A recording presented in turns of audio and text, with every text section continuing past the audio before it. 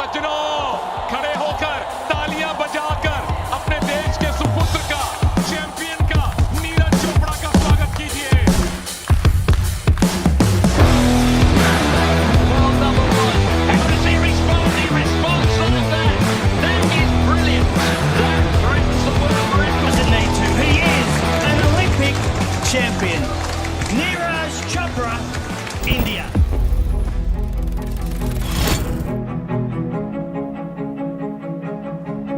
ये बातें काफी डीप होती हैं सर कि सबसे ज्यादा नफरत भी ट्रेनिंग से है क्योंकि वो शरीर तोड़ता है, और सबसे ज्यादा पसंद भी मुझे वही चीज है। कोच प्लान बनाता है। ये तुमको पता नहीं है, पर जो तुम बातें बोल रहे हो ना, ये आध्यात्मिक बातें हैं कि जो असली चीज होती है, ट्रुथ, रियलिटी, उसका ये लक्षण हमेशा बताया जाता है कि वो परेशान बहुत करेगा कि वो तोड़ेगा, लेकिन आप उसके बिना जी भी नहीं सकते। ठीक वैसे जैसे तुम्हारे लिए ट्रेनिंग है। वो 10 साल जो मुझे टोक्यो मेडल जीतने में लगे, तो वो पिछले जो पूरे 10 साल थे उसके बीच में, तो वो जो पर्दे के पीछे की मेहनत थी, जहाँ पे मुझे कोई नहीं देख रहा था, मेरे पास कोई नाम नहीं था, लोग मुझे पहचानते नहीं थे, तो वो जो जर्नी थी वो है असली चीज जो जिसने आज यहाँ तक पहुँचाया। और वही जो असली चीज है, वो जितने भी तरीके से हो सके उसको लोग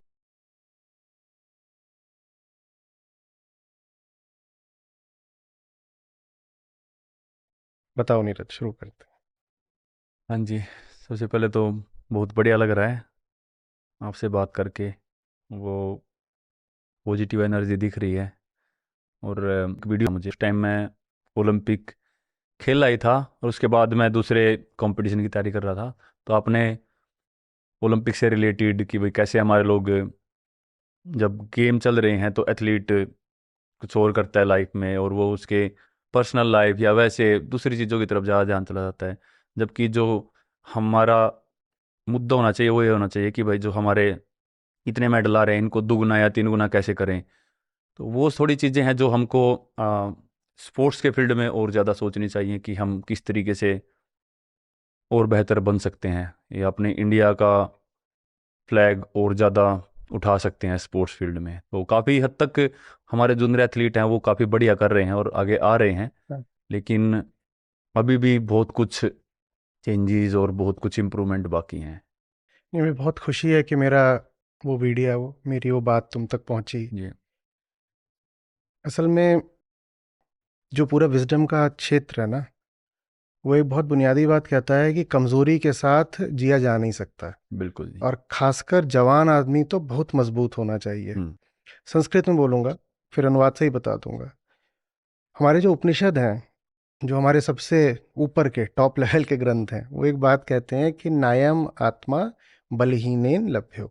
सरल शब्दों में कहूँ तो ये कि सत्य, मुक्ति, ऊंचाई, एक्सीलेंस कमज़ोर आदमी के तो कभी पल्ले पड़नी नहीं है, उसको बिल्कुल नसीब ही नहीं होनी बिल्कुल। है। ठीक है, तो मजबूती बहुत ज़रूरी है। और चूंकि हम लोग तन मन के जीव होते हैं, तो बिना मजबूत तन के मजबूत मन भी नहीं हो सकता।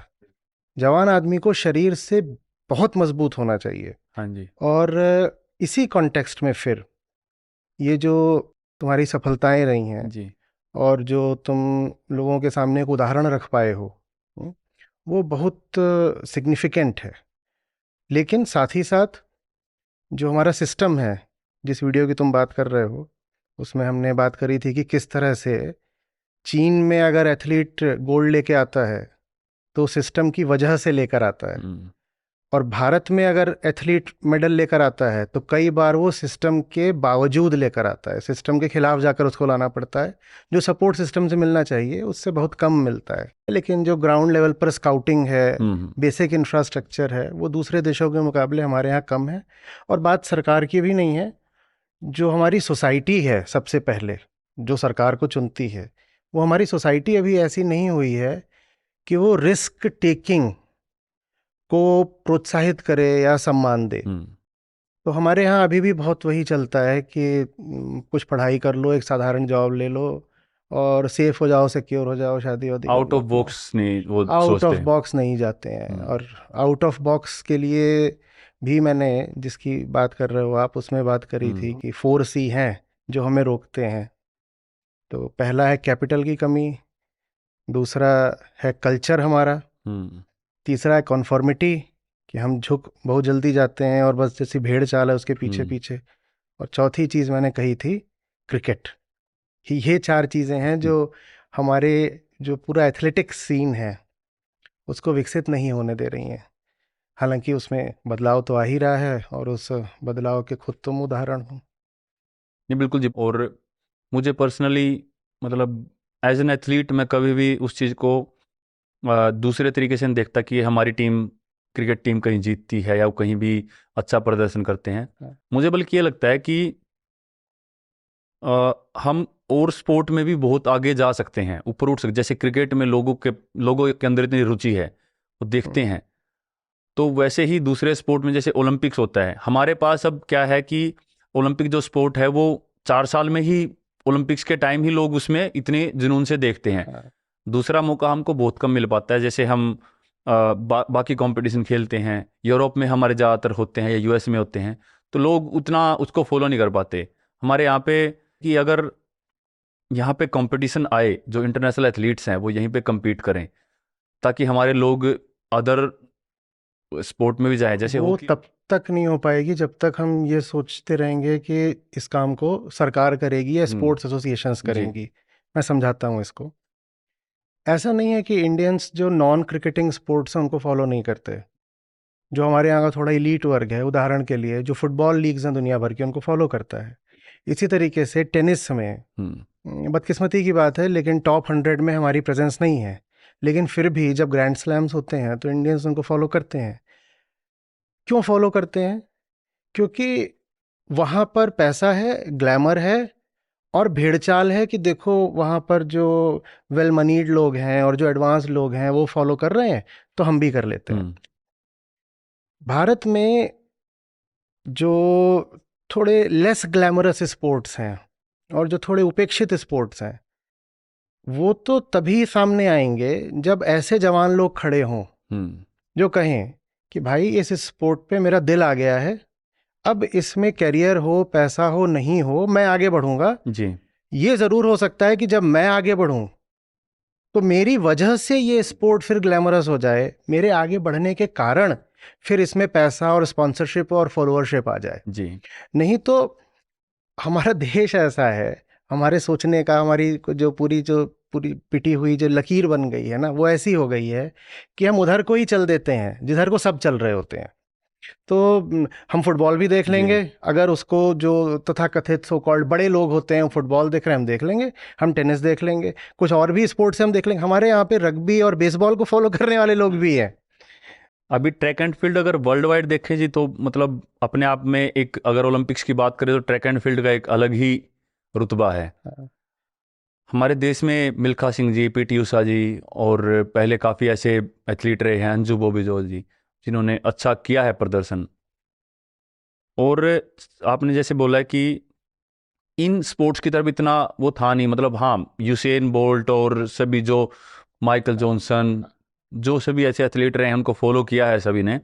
लेकिन जब मेरी जर्नी स्टार्ट हुई तो मुझे नहीं पता था एथलेटिक्स के बारे में, जेवलिन के बारे में। तो मैं भी एक तरह से उस भीड़ का ही हिस्सा था मेरे हिसाब से कि मैं स्टेडियम में गया, मैं फिटनेस करने के लिए गया, लेकिन जो मेरा डिसीजन था वो बिल्कुल भी ये सोच के नहीं था कि हाँ क्रिकेट को ज़्यादा लोग देखते हैं और मुझे भी ये खेलना है, या मैं बास्केटबॉल खेलता हूँ, या मैं उधर सभी स्पोर्ट थे, वो मल्टी स्पोर्ट, मतलब एक स्टेडियम था, उसके बीच में फुटबॉल भी खेलते थे, क्रिकेट भी खेलते थे, बास्केटबॉल भी था, अच्छा जी हॉकी भी था, सभी अपने स्पोर्ट जिसमें हमारे स्पोर्ट्स ऑलरेडी अच्छे हैं और जिसमें ग्लैमरस है, सब तरह का था। पर वो जेवलिन ही, मतलब उसकी तरफ ही मेरी नज़र गई और मन में वही चीज़ बैठी कि यार मुझे यही करना है। मुझे नहीं पता था कि मैं आगे, मुझे स्पॉन्सर मिलेंगे, मुझे पैसा मिलेगा, मैं ओलंपिक्स तक जाऊंगा नहीं जाऊंगा, या फिर मैं अपना नाम बना पाऊंगा कि नहीं। बस मेरे मन ने बोला और माइंड कहीं ना कहीं बस ये एक वो डायरेक्शन में चल पड़ा कि यार इसके लिए मुझे कुछ भी करना पड़े, कितनी मेहनत करनी पड़े। और एक समय तक टाइम ऐसा था जी कि घर वाले मुझे भेजते थे कि भाई ग्राउंड का टाइम हो गया, चलो तैयार हो जाओ। लेकिन मुझे ऐसा लगता है कि आज की यंग जनरेशन में, मतलब ठीक है पेरेंट्स आपको एक काम सौंपते हैं, आपको बोलते हैं कि हाँ जल्दी उठना है, ये करना है, लेकिन मुझे ऐसा लगता है कि जब सच में बदलाव आया मेरी लाइफ में या स्पोर्टिंग करियर में या शुरुआत के दिनों में, वो तब आया जब मैं खुद उठने लगा, मैं खुद जाने लगा स्टेडियम में।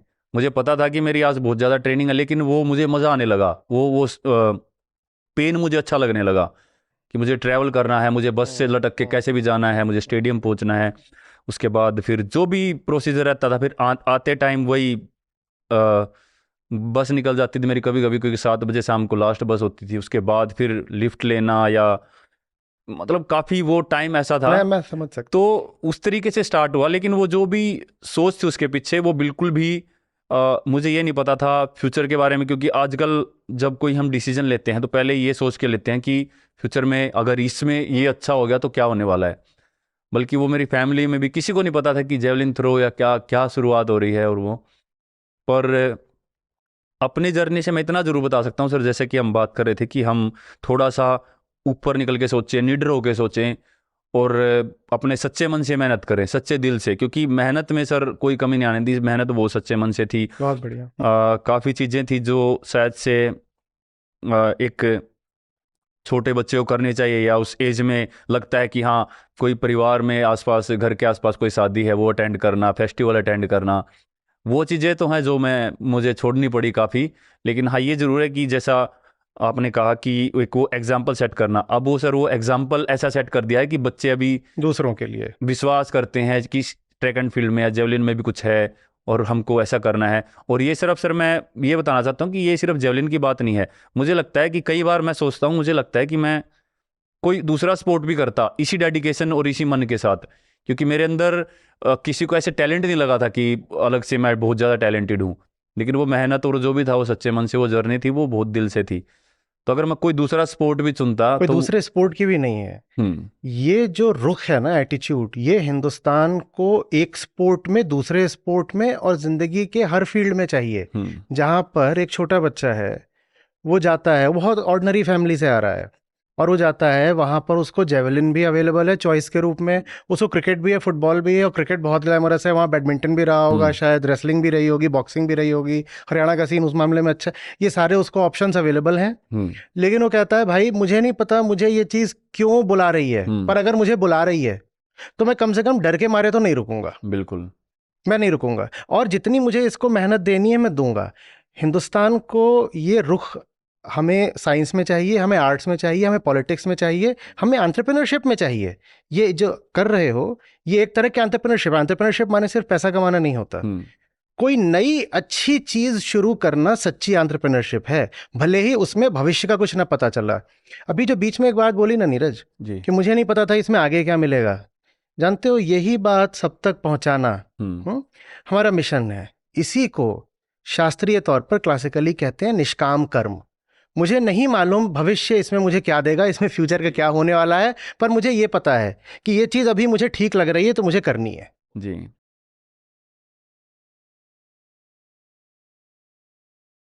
बहुत ही कम ऐसे परसेंटेज होते हैं कि लोग अपनी उससे रुकते हैं। कई बार फैमिली प्रॉब्लम ऐसी होती है, या घर पे बोलते हैं कि नहीं ये नहीं कर सकते, दूसरा कोई कुछ काम कर लो। वो भी एक तरह का मुझे लगता है कि रुकावट होती है। मैं इस मामले में काफ़ी अच्छा रहा, क्योंकि मेरी फैमिली ने मुझे सपोर्ट किया। भले ही उस टाइम पे हम गांव से थे, फाइनेंशियली वो उतनी बात नहीं थी कि एक एथलीट के लिए पूरा प्रॉपर डाइट, खर्चा, जेवलिन, स्पाइक्स, जूते, हर चीज़ चाहिए, जितना जो भी था। लेकिन वो जो मेंटली सपोर्ट मेरे साथ था कि भाई कोई दिक्कत नहीं, चलो। क्योंकि कोई भी हम ऐसा काम शुरू करते हैं तो उसमें टाइम चाहिए, कम से कम 4 से 5 साल आपको एक सही लेवल पे पहुंचने के लिए लगेंगे। अभी क्या है सर, सोशल मीडिया का ज़माना है, क्या बता आपके किसी एक पोस्ट से आप इतने फेमस हो जाओ, तो ऐसी बात है। तो ऐसे ज़माने में वो पेशेंस कहीं ना कहीं खो गया है। क्योंकि अब जेवलिन मैंने शुरू किया तो मुझे 3 साल लगे इंटरनेशनल लेवल तक पहुंचने में। 6 साल में मैंने एक अच्छी जगह मेडल जीता इंटरनेशनल लेवल पे, जहाँ पे मेरी इंडिया के एथलीट्स में जिसने बाहर अच्छा कुछ किया है तो वहाँ पे गिनती आने लगी। 6 साल लगे, 10-11 साल लगे मुझे ओलंपिक तक पहुँचने में, मेडल लेने में। जबकि 10 साल में तो ऑलमोस्ट कईयों का करियर बन के बिगड़ के सब कुछ हो जाता है, कहीं और निकल जाते हैं। तो वो कहीं ना कहीं बातें हैं जो कि बहुत ज़्यादा ये चीज़ ध्यान में रखनी चाहिए। वो बातें दिल से आती हैं, प्यार से आती हैं। जब आप जो कर रहे होते हो आप में उसके लिए एक जज्बा होता है, प्यार होता है, और क्लैरिटी होती है कि मैं ये इसलिए नहीं कर रहा हूँ क्योंकि मुझे 10 और लोगों ने करने को बोला है, मैं ये इसलिए कर रहा हूँ क्योंकि मैं समझ रहा हूँ कि ये चीज़ मेरे लिए बिल्कुल ठीक है। तो फिर उसके बाद ये नहीं लगता कि 5 साल बीत गए, 10 साल बीत गए, मुझे अभी तक सक्सेस क्यों नहीं मिली। उसके बाद जीत और हार लगभग एक बराबर हो जाते हैं, और जज्बा ऐसा होता है कि बिल्कुल जी। आदमी अगर उसमें हार भी रहा है तो जीत जैसा लगता है, और अगर उसमें जीत जाता है तो ये नहीं लगता है कोई खास बात हो गई। तो अब जिन ऐसा ही जवान फील होता है जी मुझे अभी। कई बार मैं मेरे दिमाग में बात आई जी, जब मैं पिछले साल वर्ल्ड चैंपियनशिप खेल रहा था, हाँ तो वो एक ही ऐसा मेडल बचा था जो अपने पास गोल्ड नहीं था। बाकी Olympics, Commonwealth games, Asian games, diamond league, ये सभी टाइटल हो चुके थे गोल्ड के रूप में। एक सिर्फ वर्ल्ड चैंपियनशिप बचा था, और मैं ऐसे सोच रहा था कि यार ये भी हो जाए, बहुत अच्छा होगा। एक कंप्लीट एथलीट, मतलब जेवलिन में कोई भी ऐसी चीज़ नहीं बचेगी जो हमने नहीं जीती है। तो मैं उस दिन जीता, और मैं जिस तरीके से उससे पहले दिन रूम में था, वैसे ही मैं वो गोल्ड मेडल के साथ आराम से, मतलब वो इतना फर्क नहीं पड़ा कि अब ये कुछ हो गया, अब मैं पार्टी करूंगा, मुझे सेलिब्रेट करना, वो चीज़ कहीं ना कहीं अभी दूर जा रही है। लेकिन हाँ, अपना और जिंदगी का काम ये पे ध्यान नियम है। होता है कि जिस आदमी के लिए काम बड़ी चीज हो गई और जीत हार छोटी चीज हो गई, उसको पता भी नहीं चलता, वो बहुत ज्यादा जीतना शुरू कर देता है। उसको पता भी नहीं चलता है कि वो इतने मीटर से इतने मीटर और इतने मीटर कब पहुंच गया। जबकि अगर आप बहुत एक टारगेट बेस्ड जीवन बनाओ, क्या मुझे ये करना है, मुझे वो करना है, उसमें प्रोग्रेस हो जाएगी। लेकिन जो प्रोग्रेस हो सकती है सिर्फ जज्बे के साथ, प्यार के साथ काम करने में, वो प्रोग्रेस कभी टारगेट का पीछा करने में नहीं आने वाली है। बिल्कुल जी। और मैं तो मतलब जो ये बात है सर कि अपना काम पे वो करना, क्योंकि अभी जब भी मेडल्स वगैरह की जब भी कुछ ऐसी बात होती है, तो मैं तो ये बोलता हूँ कि यार ये तो था ही नहीं कहीं जर्नी में, ये चीज़ तो थी नहीं, बस ये बात है। मेहनत करना, और यही सब कुछ था कि बस मेहनत करनी है। और वो मुझे मज़ा आता था। और आज भी जब मैं जर्नी की ट्रेनिंग करता हूँ, तो वो मुझे मज़ा आता है कि मैं ट्रेनिंग कर रहा हूँ, मैं मेरा टारगेट है आगे आने वाले गेम्स के लिए, या फिर मुझे वो उसके बीच में इंजरी भी आती है, सब कुछ आता है। लेकिन वो जो मैं ये बातें काफ़ी डीप होती हैं सर कि मैं अपने फील्ड में जो काम कर रहा हूँ, वो मेरा एक लाइफ जीने का मतलब एक तरह से तरीका है अभी के लिए। हम्म। कि मैं वो कई लोगों को वो मेहनत है, मुझे सबसे ज़्यादा नफरत भी ट्रेनिंग से है, क्योंकि वो शरीर तोड़ता है, और सबसे ज़्यादा पसंद भी मुझे वही चीज़ है। मतलब वो एक इस तरीके से बोल रहा हूँ सर मैं, क्योंकि वो चीज़ है, कोच प्लान बनाता अब है। ये तुमको पता नहीं है, पर जो तुम बातें बोल रहे हो ना, वो हमारे फील्ड की हैं, पूरी आध्यात्मिक बातें हैं। कि जो असली चीज होती है, असली चीज है, ट्रुथ, रियलिटी, उसका ये लक्षण हमेशा बताया जाता है कि वो परेशान बहुत करेगा, कि वो तोड़ेगा, लेकिन आप उसके बिना जी भी नहीं सकते। ठीक वैसे जैसे तुम्हारे लिए ट्रेनिंग है, जैसे तुम्हारे लिए ट्रेनिंग है ना, वैसे ही एक वाइडर और डीपर सेंस में सत्य, ट्रुथ, जो असली चीज होती है उसके लिए होता है कि जो भी असली चीज जिंदगी में आएगी उसको आप छोड़ नहीं पाओगे।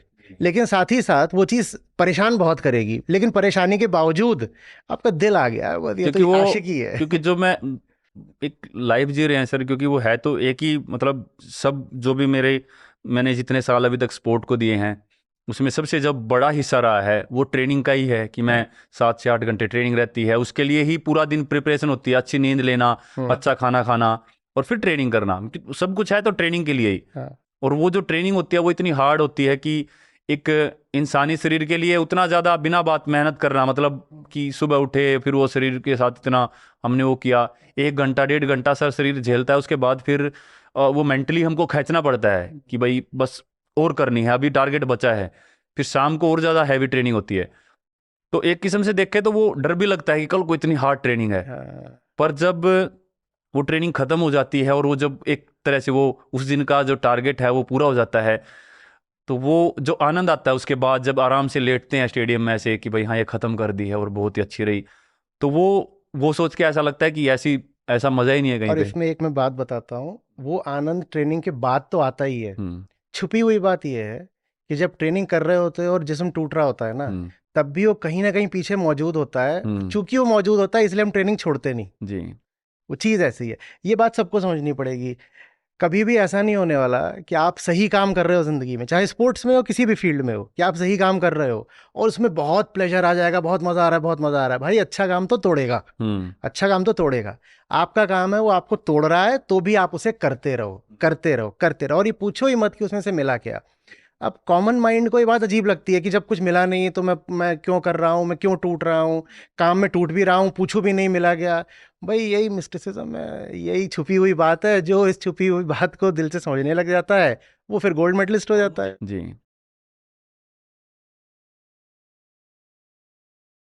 ट्रेनिंग जो ज़्यादातर रिजल्ट्स या जो हमारी परफॉर्मेंस है, वो जब हम ट्रेनिंग कर रहे होते हैं उस टाइम हमारा क्या एटीट्यूड होता है या उसके पीछे हमारे माइंड में क्या चल रहा है।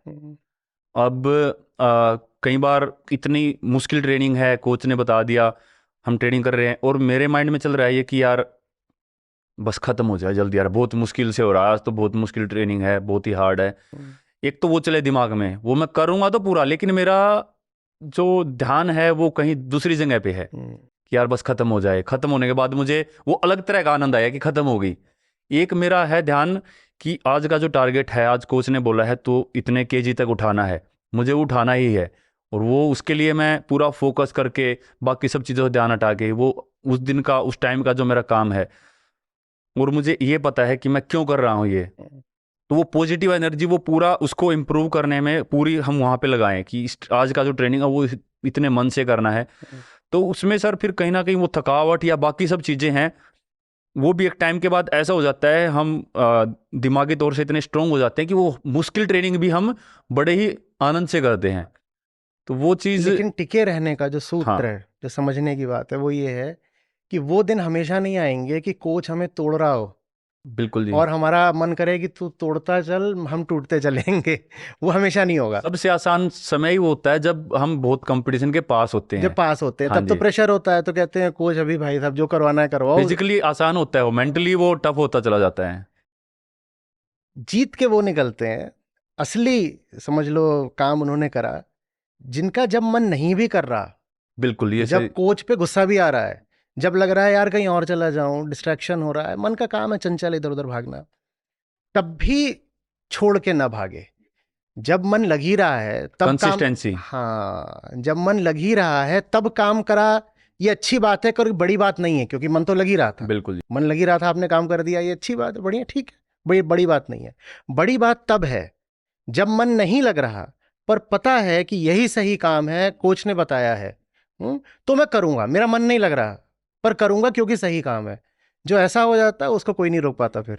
जैसे कई एथलीट्स की ऐसी स्टोरी है, माइकल फेल्प्स ने भी ये बात बोली है, और मुझे लगता है कि ज़्यादातर खिलाड़ियों की उसकी ये स्टोरी है लाइफ की, कि जब भी हम सुबह उठते हैं, क्योंकि हमारी मेहनत कल कैसी हुई उससे बहुत डिपेंड करता है कि आज शरीर कैसा फील कर रहा है। तो बड़ा मुश्किल होता है उठना सुबह, ऐसे वो बॉडी दर्द कर रही है, अगली ट्रेनिंग उससे भी ज़्यादा हार्ड है, वो माइंड में सोचना इतना हार्ड होता है कई बार सुबह उठ के, क्योंकि हम उठते ही हमारे दिमाग में एक चीज़ आती है कि यार आज क्या है, आज भले ही स्लो मॉर्निंग होती है लेकिन वो जो ट्रेनिंग का टाइम होता है वो बहुत ही मुश्किल वाला होता है, और वो उस शरीर के साथ जो कि कल टूटा था, आज और ज़्यादा उससे मेहनत होने वाली है, कल और ज़्यादा। जैसा आपने बोला, ऐसे हमेशा नहीं होता, एक टाइम आता है कि थोड़ा कम भी होता है, लेकिन बहुत सारे एथलीट्स की ऐसी स्टोरी होती है कि वो सुबह उठ के जाना नहीं चाहते स्टेडियम या ग्राउंड पे, या मेरे साथ भी कई बार ऐसा होता है कि मैं यार आज तो ऐसा फील हो रहा है, नहीं करूँगा, लेकिन फिर भी माइंड को ऐसे तैयार करके वहाँ तक जाना होता है, बस वहाँ पे पहुँच गए तो पूरा करके ही लौटेंगे। अगर वहाँ पे नहीं गए तो शाम को मुझे इतनी ज़्यादा गिल्टी महसूस होती है कि मैंने यार ऐसा क्यों किया। बात उस दिन की है, बात उस शाम की है, पर एक बात, अभी उम्र कम है तो उतनी नहीं दिखाई देगी, बात पूरी जिंदगी की है। क्योंकि ये जो कर रहे हो ना, ये सिर्फ एथलीट के तौर पे तुमको नहीं तैयार कर रहा है, ये तुमको एक दूसरा इंसान ही बना रहा है। एक दिन आएगा जब ट्रैक को अलविदा कर दोगे, रिटायर हो जाओगे, लेकिन जिंदगी उसके बाद भी बहुत है। हाँ जी। ये जो अभी अपने आप को अनुशासन दे रहे हो, जान लिया है सही काम क्या है, साधारण परिवार से आए थे, अपने दम पे मेहनत करी है, खड़े होकर पहुंच गए हैं और आज ट्रेनिंग करे ही जा रहे हैं, ये चीज़ तुम्हें जिंदगी भर के लिए कुछ और बना देगी। और सिर्फ तुम्हें नहीं बना देगी, जितने लोग तुम्हें देख रहे हैं उन तक भी ये खबर पहुंच रही है कि भाई ज़रूरी नहीं है कि दबी हुई ज़िंदगी जियो, या कि बस अपने मनचले हिसाब से चल रहे हैं, डर के चल रहे हैं, वैसे नहीं है। एक एक काम को पकड़ के और उसको अपनी ज़िंदगी निछावर करके जिया जा सकता है, और उसमें एक अलग खूबसूरती होती है। लेकिन उसमें एक खतरा है। अभी खतरा ये है कि वो ये ना सोचें कि नीरज की खासियत ये है कि नीरज ने गोल्ड निकाल दिए, 1 रैंकिंग हासिल कर ली, ये कर लिया, वो कर लिया। मैं चाहता हूँ कि तुम जब सबको अपना संदेश दो तो उसमें बोलो कि आप बस ये मत देखो कि मैंने सफलताएं क्या हासिल करी, आप ये देखो कि मैं किस बैकग्राउंड से उठा हूँ, मैं कितनी मेहनत कर रहा हूँ, और अगर मैं सफल नहीं भी हो रहा तो भी मुझे फर्क नहीं पड़ रहा है, मुझे प्यार है अपने काम से, मैं अपना काम अपने प्यार के लिए बिल्कुल जी। करूंगा।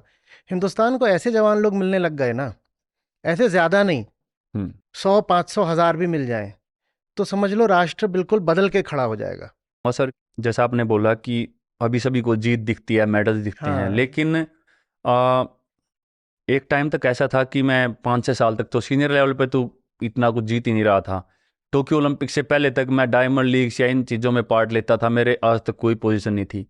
ज़्यादातर जब मैंने खुद को पहचाना या खुद के ऊपर थोड़ा और बिलीव हुआ कि हाँ मैंने ओलंपिक में गोल्ड जीत लिया, तो अब तो बाकी सब चीज़ों में भी मैं बहुत कुछ कर सकता हूँ।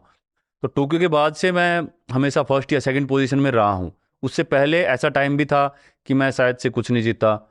तो ज़्यादातर टाइम सर जो मेरा जीतने का है वो बहुत ही कम है पर्दे की पीछे मेहनत वाले से। ये तो वो जो पर्दे की पीछे वाली मेहनत है वो उतने ही शिद्दत से, उतने ही लगन से करते रहो हाँ।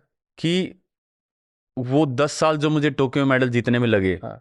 तो वो पिछले जो पूरे 10 साल थे उसके बीच में, तो वो जो पर्दे के पीछे की मेहनत थी, जहाँ पे मुझे कोई नहीं देख रहा था, हाँ। मेरे पास कोई नाम नहीं था, लोग मुझे पहचानते नहीं थे, मैं ऐसे ही चला जाता था, फ्लाइट्स में हूँ, मार्केट में हूँ, कहीं पे भी। तो वो जो जर्नी थी वो है असली चीज़ जो जिसने आज यहाँ तक पहुँचाया और हूँ। वही जो असली चीज है वो जितने भी तरीके से हो सके उसको लोगों के सामने लाओ। जी। देश के लिए एक अच्छी बात यह है कि देश को मेडल ला कर दिया, हम्म, देश के लिए उससे ज्यादा अच्छी बात यह होगी कि तुम हमारा ये जो जो क्या बोलूं लवलेस देश है ना, जी। तुम इसको आशिकी सिखा दो, असली काम से आशिकी, कि 10 साल तक कुछ भी नहीं मिल रहा है, नहीं पूछ रहा हासिल क्या होगा, मैं कर रहा हूं क्योंकि मुझे पसंद है। सर सबकी अपनी एक मजबूरी होती है, पर उसमें से भी थोड़ा सा डीपली सोचें और थोड़ा ऊपर उठ के सोचें तो चीज़ें हैं काफ़ी। जैसे कई बार मैं मानता हूं कि लोगों को बस सोचना है कि बस कुछ काम मिल जाए यार, 5-10 हज़ार रुपये का मेरा हो जाए, फैमिली चल जाएगी। तो ये काफ़ी मजबूरी भी है हमारे देश के लोगों की कि फैमिली चलानी है, ऐसी मजबूरी है। अपने रिश्तों में, फैमिली के उसमें दबाव में इतने फंसे होते हैं कि उनको वो करना पड़ता है। पर फिर अगर मैं एक गांव से उठ के, ऐसी फैमिली से उठ के जहाँ पे कोई स्पोर्ट्स का बैकग्राउंड नहीं है, ऐसा कुछ नहीं है, फिर भी ज़्यादातर स्टार्टिंग में तो मेहनत ही थी, बाकी सब चीज़ें तो बाद में शुरू हुई कि पैसा चाहिए वो सब चीज़ें, लेकिन उससे पहले तो मेहनत थी।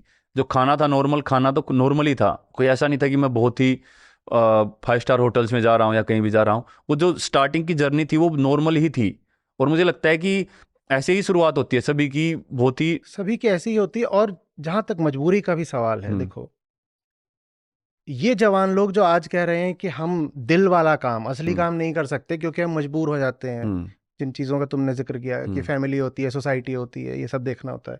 जो जवान लोग कह रहे हैं हम मजबूर हो जाते हैं, यही तो कल को माँ बाप बनेंगे ना। चलो तुम्हें पता चला कि तुम मजबूर थे, कम से कम अपने बच्चों को मत मजबूर करना। अगर तुम्हारे पेरेंट्स ने भी तुम्हारे जी सब कुछ है, हाँ तुम्हारे पेरेंट्स ने भी तुम्हारे ऊपर दबाव डाल दिया होता कि चल तू सरकारी नौकरी की तैयारी कर, चल तू ये कर, हाँ, तो हमको ये एथलीट नहीं मिलता।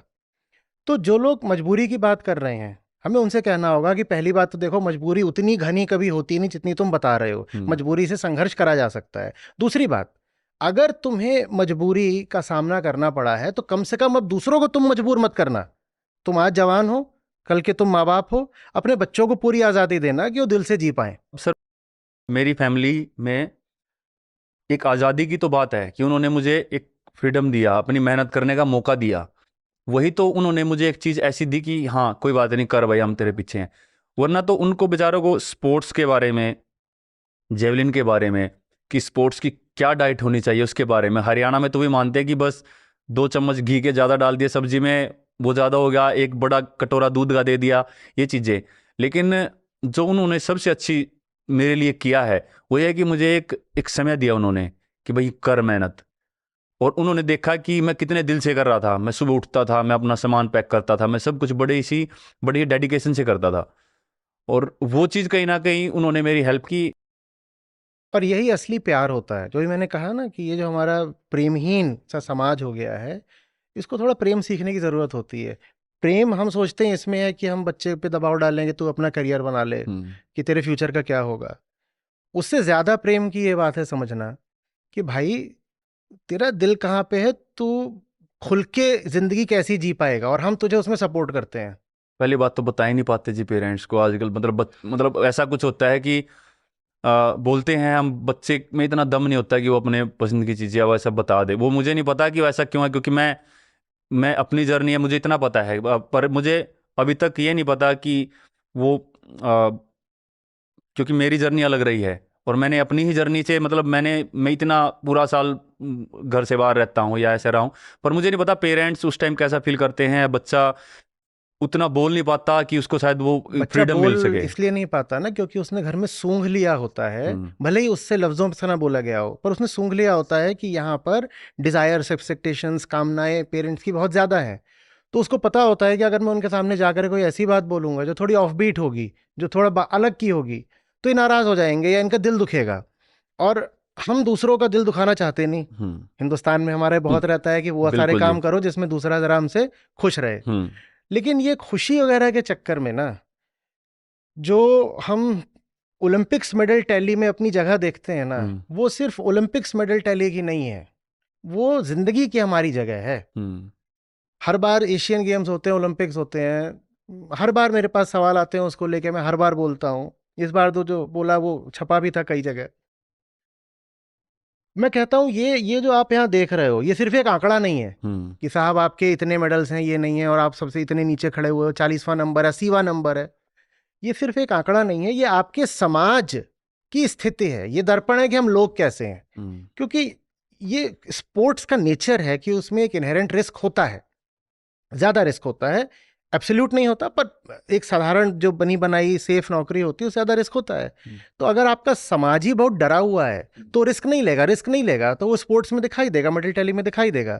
हमें घर ऐसे चाहिए जिसमें माँ बाप प्यार जानते हो, और जब प्यार होता है तो हिम्मत आ जाती है, अपने लिए भी आ जाती है, अपने बच्चों के लिए भी आ जाती है। और जब मैं बच्चों की बात कर रहा हूँ तो उसमें मैं खास तौर पे नाम लूंगा लड़कियों का। 50% मेडल तो अब फीमेल्स के हाथ में होते हैं। ये जो अभी तुम्हारा लास्ट ओलंपिक्स हुआ है, इसमें 50% जो मेडल्स थे वो फीमेल इवेंट्स के, स्पोर्ट्स के थे। आप अगर 50-50 है पूरा, मतलब अब तो अभी 50-50 ये हो ओलंपिक्स, गया, हाँ पूरा इस ओलंपिक्स में आके 50-50 हो गया। और पूरा चांस ही मिलना चाहिए जी, मतलब पूरा चांस मिलना चाहिए, हाँ। पर चांस नहीं मिलता। लड़का ही इतना डरा हुआ है कि वो माँ बाप के सामने खुल के अपनी दिल की बात नहीं कर सकता, तो लड़की क्या करेगी? और अगर फीमेल्स का वाला आप काउंटर आपने 0 कर दिया तो फिर सोचिए आप कहाँ पहुंचेंगे। अमेरिका के अगर 10 मेडल आते हैं तो उसमें से 6 तो उनकी जो फीमेल एथलीट्स होती हैं वो लेकर के आती हैं। बिल्कुल जी। हमें एक खुलेपन का माहौल चाहिए, हमें मजबूती चाहिए, और हमें ये सोचना बंद करना पड़ेगा कि ज़िंदगी सिर्फ तभी अच्छी है जब वो हमारी एक्सपेक्टेशंस और हमारी इमेजेस के हिसाब से हो रही है। शायद आप जो सोच रहे हैं उससे अलग जो कुछ होगा वो आपके सोचे हुए से कहीं ज़्यादा खूबसूरत हो। बिल्कुल, है ना? तुमने कभी नहीं मेरे सोचा साथ ऐसा ही होगा, हुआ है। हाँ, हाँ तुमने जी। कभी नहीं सोचा होगा, तुम्हारे पेरेंट्स ने कभी नहीं सोचा होगा कि आज नीरज वहां खड़ा होगा जहां वो खड़ा है। सिर्फ अपने लिए नहीं है, वो हिंदुस्तान के लिए इंस्पिरेशन बन रहा है। और मैं समझता हूँ कि इसके बाद कई और नीरज हैं जो खड़े होंगे, होने चाहिए, बहुत ज़रूरत है आज। मेरे केस में ये चीज़ अच्छी होगी कि मैं जेवलिन ही मैंने चुना और वही मुझे पसंद आया, मैंने वो कर लिया, मैं यहाँ तक पहुँच गया। लेकिन शायद से कुछ ही % ऐसा होता है कि हम प्रॉपर अगर उसके बारे में ना सोच समझ के, उसका पता ना हो, ऐसे चीज़ चुन ले वो, उसमें हम इतने उसमें आगे पहुंच जाएं। क्योंकि ऐसे शायद से काफ़ी टैलेंट हमारे ख़राब हो जाते हैं जो कि शायद किसी दूसरे स्पोर्ट में, क्योंकि बाहर क्या होता है दूसरी कंट्रीज़ में, उनको सभी स्पोर्ट्स खेलने का मौका मिलता है। फिर उसमें से कोचेस देखते हैं कि ये सबसे बेस्ट कौन सा स्पोर्ट्स कर रहा है या कर रही है, फिर उसको उस स्पोर्ट्स में डाला जाता है, स्पेशल कोच के साथ काम किया जाता है। अब मेरे मामले में तो ऐसा नहीं हुआ, मैंने तो बस शुरू कर दिया। लेकिन मुझे ऐसा लगता है कि ये चीज़ भी हमारे यहाँ पे शुरू हो। और रही बात सर दूसरे उसकी, मुझे लगता है कि एजुकेशन और स्पोर्ट्स ये दोनों मतलब आपस में मिले हुए हैं। अब जो यूएस के एथलीट्स के मेडल आते हैं वो स्टूडेंट एथलीट्स होते हैं। हाँ। वो यूनिवर्सिटीज़ में पढ़ते हैं, NCAA चैम्पियनशिप जो वहाँ की होती है वो पूरा वो खेलते हैं, और प्रॉपर वो ओलंपिक में भी जाते हैं, और सबसे ज़्यादा जो मेडल्स जीतते हैं वो स्टूडेंट्स होते हैं, यूनिवर्सिटीज़ के ही मेडल हैं एक तरह से। हाँ, और उधर की यूनिवर्सिटीज़ मैंने देखी हैं, उनकी फैसिलिटीज़ मैंने देखी हैं। तो वो चीज़ें जो स्कूल, हमारे स्कूल लेवल से, क्योंकि सर सबसे ज़्यादा यूथ जो है स्कूल और कॉलेज के हाथ में है, यूनिवर्सिटीज़ के हाथ में है।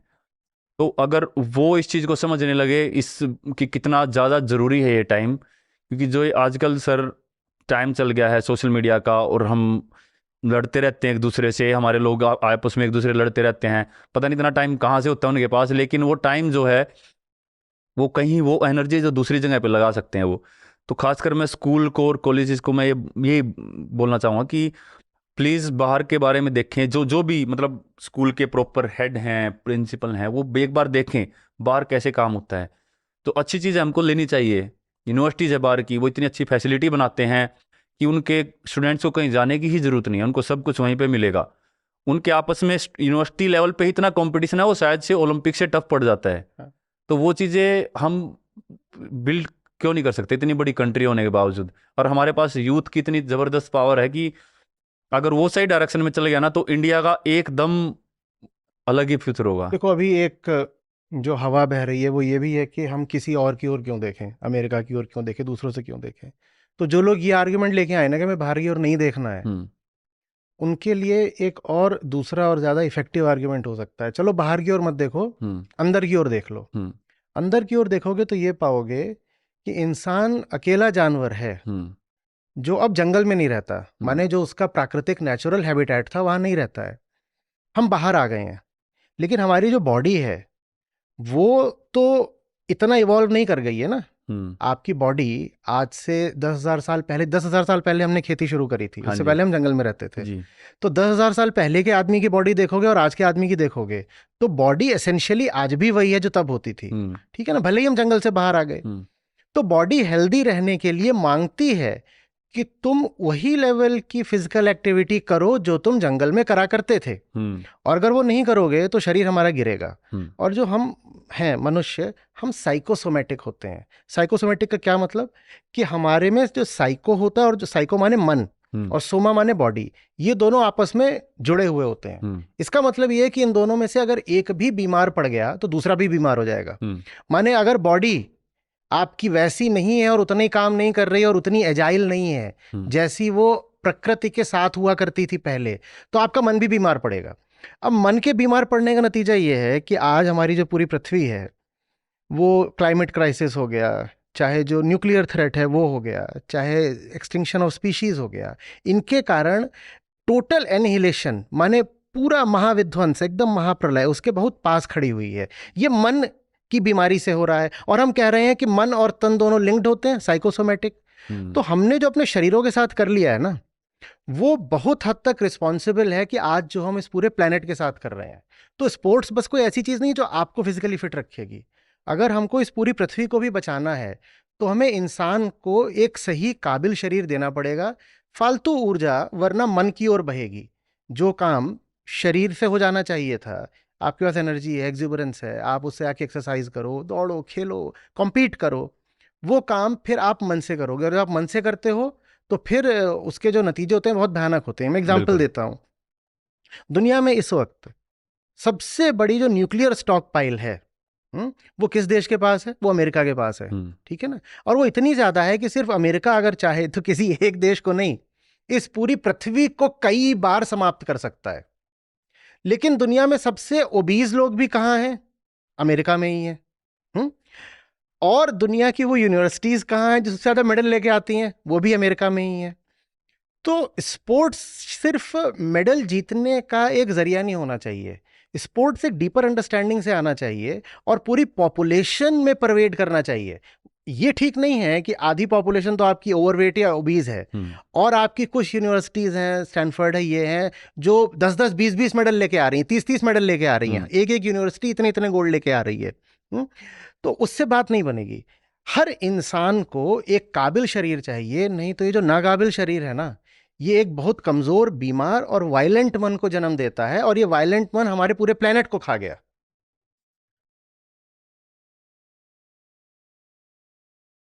स्पोर्ट्स से सर जो एक तो डिसिप्लिन सिखाता है, सुबह इतने बजे उठना है, ये खाना है।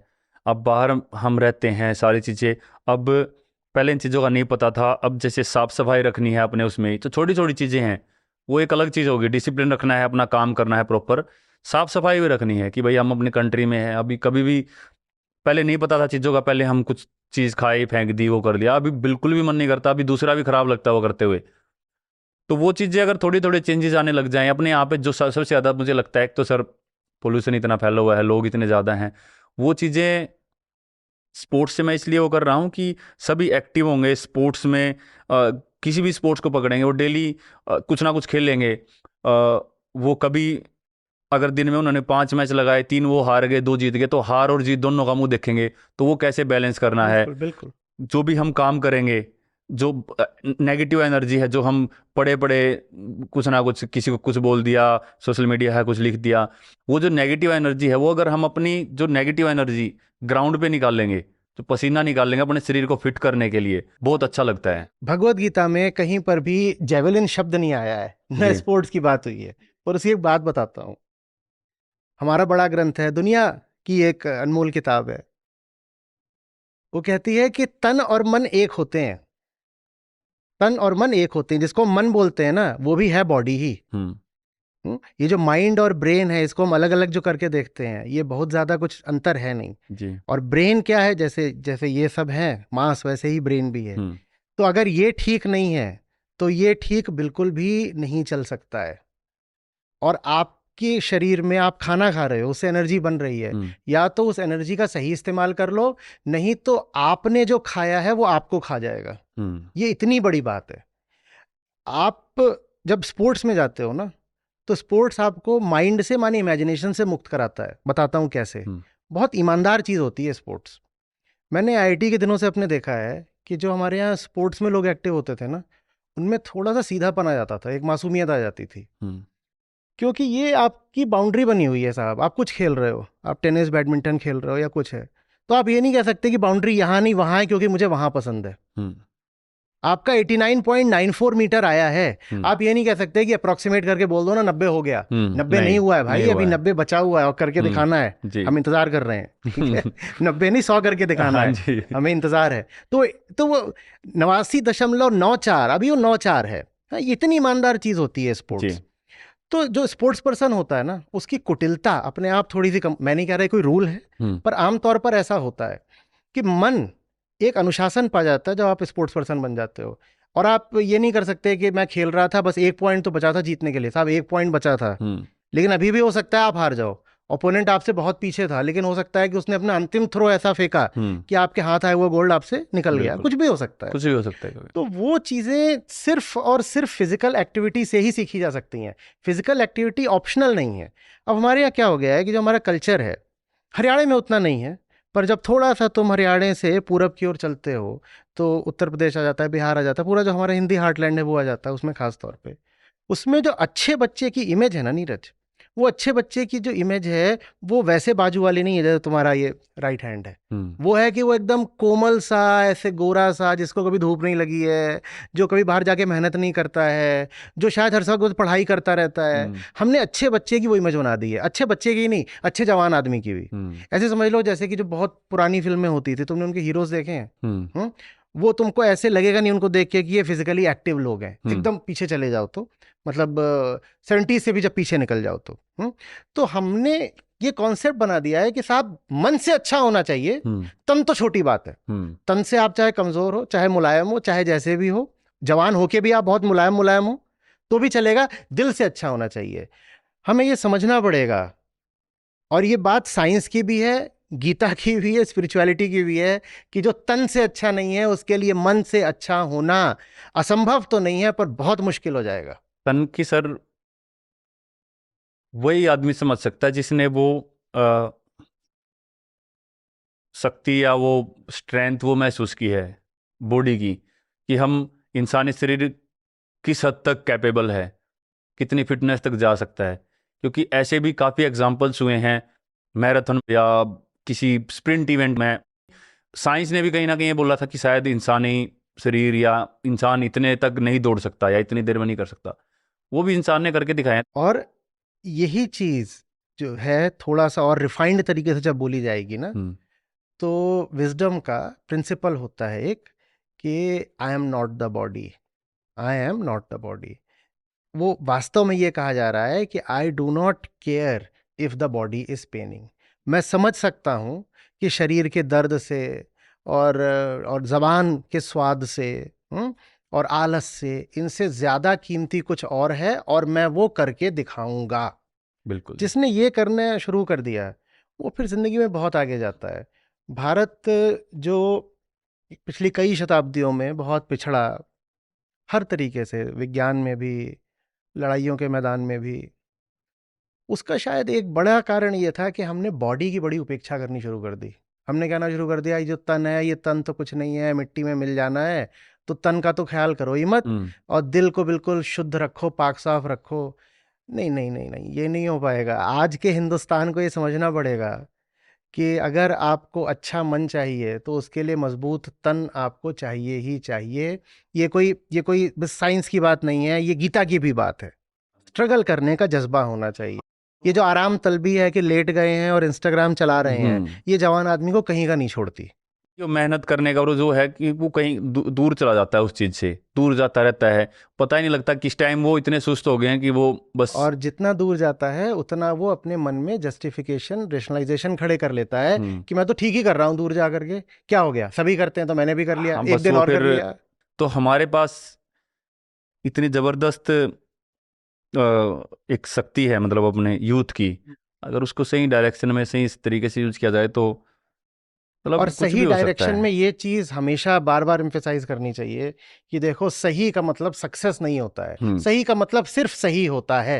हाँ, अगर अपने आप काम को सही तरीके से मेहनत से करो। बस अगर आप सही कर रहे हो तो यही सक्सेस है।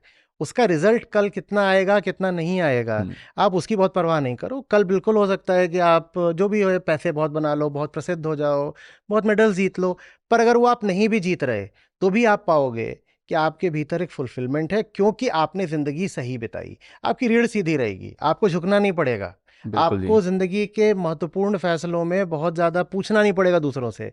जिंदगी क्लियर रहेगी, सरल रहेगी, सहज रहेगी, मस्त सोओगे, मस्त खाओगे, मस्त दौड़ोगे, मस्त खेलोगे। मुझे खुद ऐसा लगता है कि मुझे क्या पसंद है, मुझे सबसे ज्यादा, मुझे बाकी की चकाचौंध इससे मतलब इतना वो नहीं है। मैं सच बताऊं तो मेरा मन नहीं करता कि मैं हमेशा कैमरा के आगे उपस्थित रहूं, या सब चीज़ें, मुझे उतनी अटेंशन ज़्यादा पसंद नहीं है, क्योंकि मैं सिंपल अपनी ट्रेनिंग करना और स्पोर्ट्स के उसमें रहना मैं बहुत ज़्यादा पसंद करता हूँ। कि ट्रेनिंग करनी है, खाना पीना है, सोना है, फिर अपना जो भी एक्स्ट्रा काम है, ज़्यादातर वही वाली लाइफ। तो मेरे मन में वही था किस तरीके से मैं और ज़्यादा आगे आ सकता हूँ। अच्छा नीरज, ये याद रखना कि क्या नहीं करना है।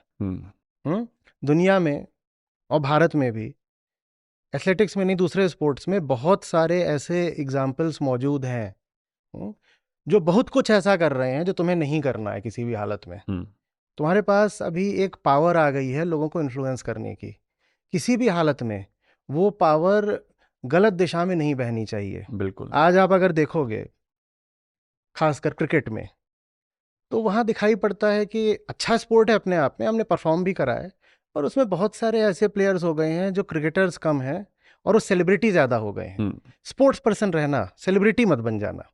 ये नहीं होना चाहिए कि अब आपका ट्विटर प्रोफाइल है या कुछ भी है, आपका यूट्यूब है, वो समाज को संदेश देने का एक माध्यम है। उस पर अगर सिर्फ एंडोर्समेंट्स पड़े हुए हैं, उस पर सिर्फ ये पड़ा हुआ है कि फलाना केक खरीद लो, फलानी शर्ट खरीद लो, फलाने ईयरफोन्स खरीद लो, और कई बार तो ये सब भी होता है, वो पान मसाला वो सब भी चल जाता है, वो सब नहीं होना चाहिए। हाँ जी, बहुत ज़रूरी है कि हम लोगों को क्या बता रहे हैं और जो बता रहे हैं उससे और ज़्यादा चैंपियन पैदा होंगे, और कहीं ऐसा ना हो कि उससे कहीं कोई समाज को नुकसान हो जाए।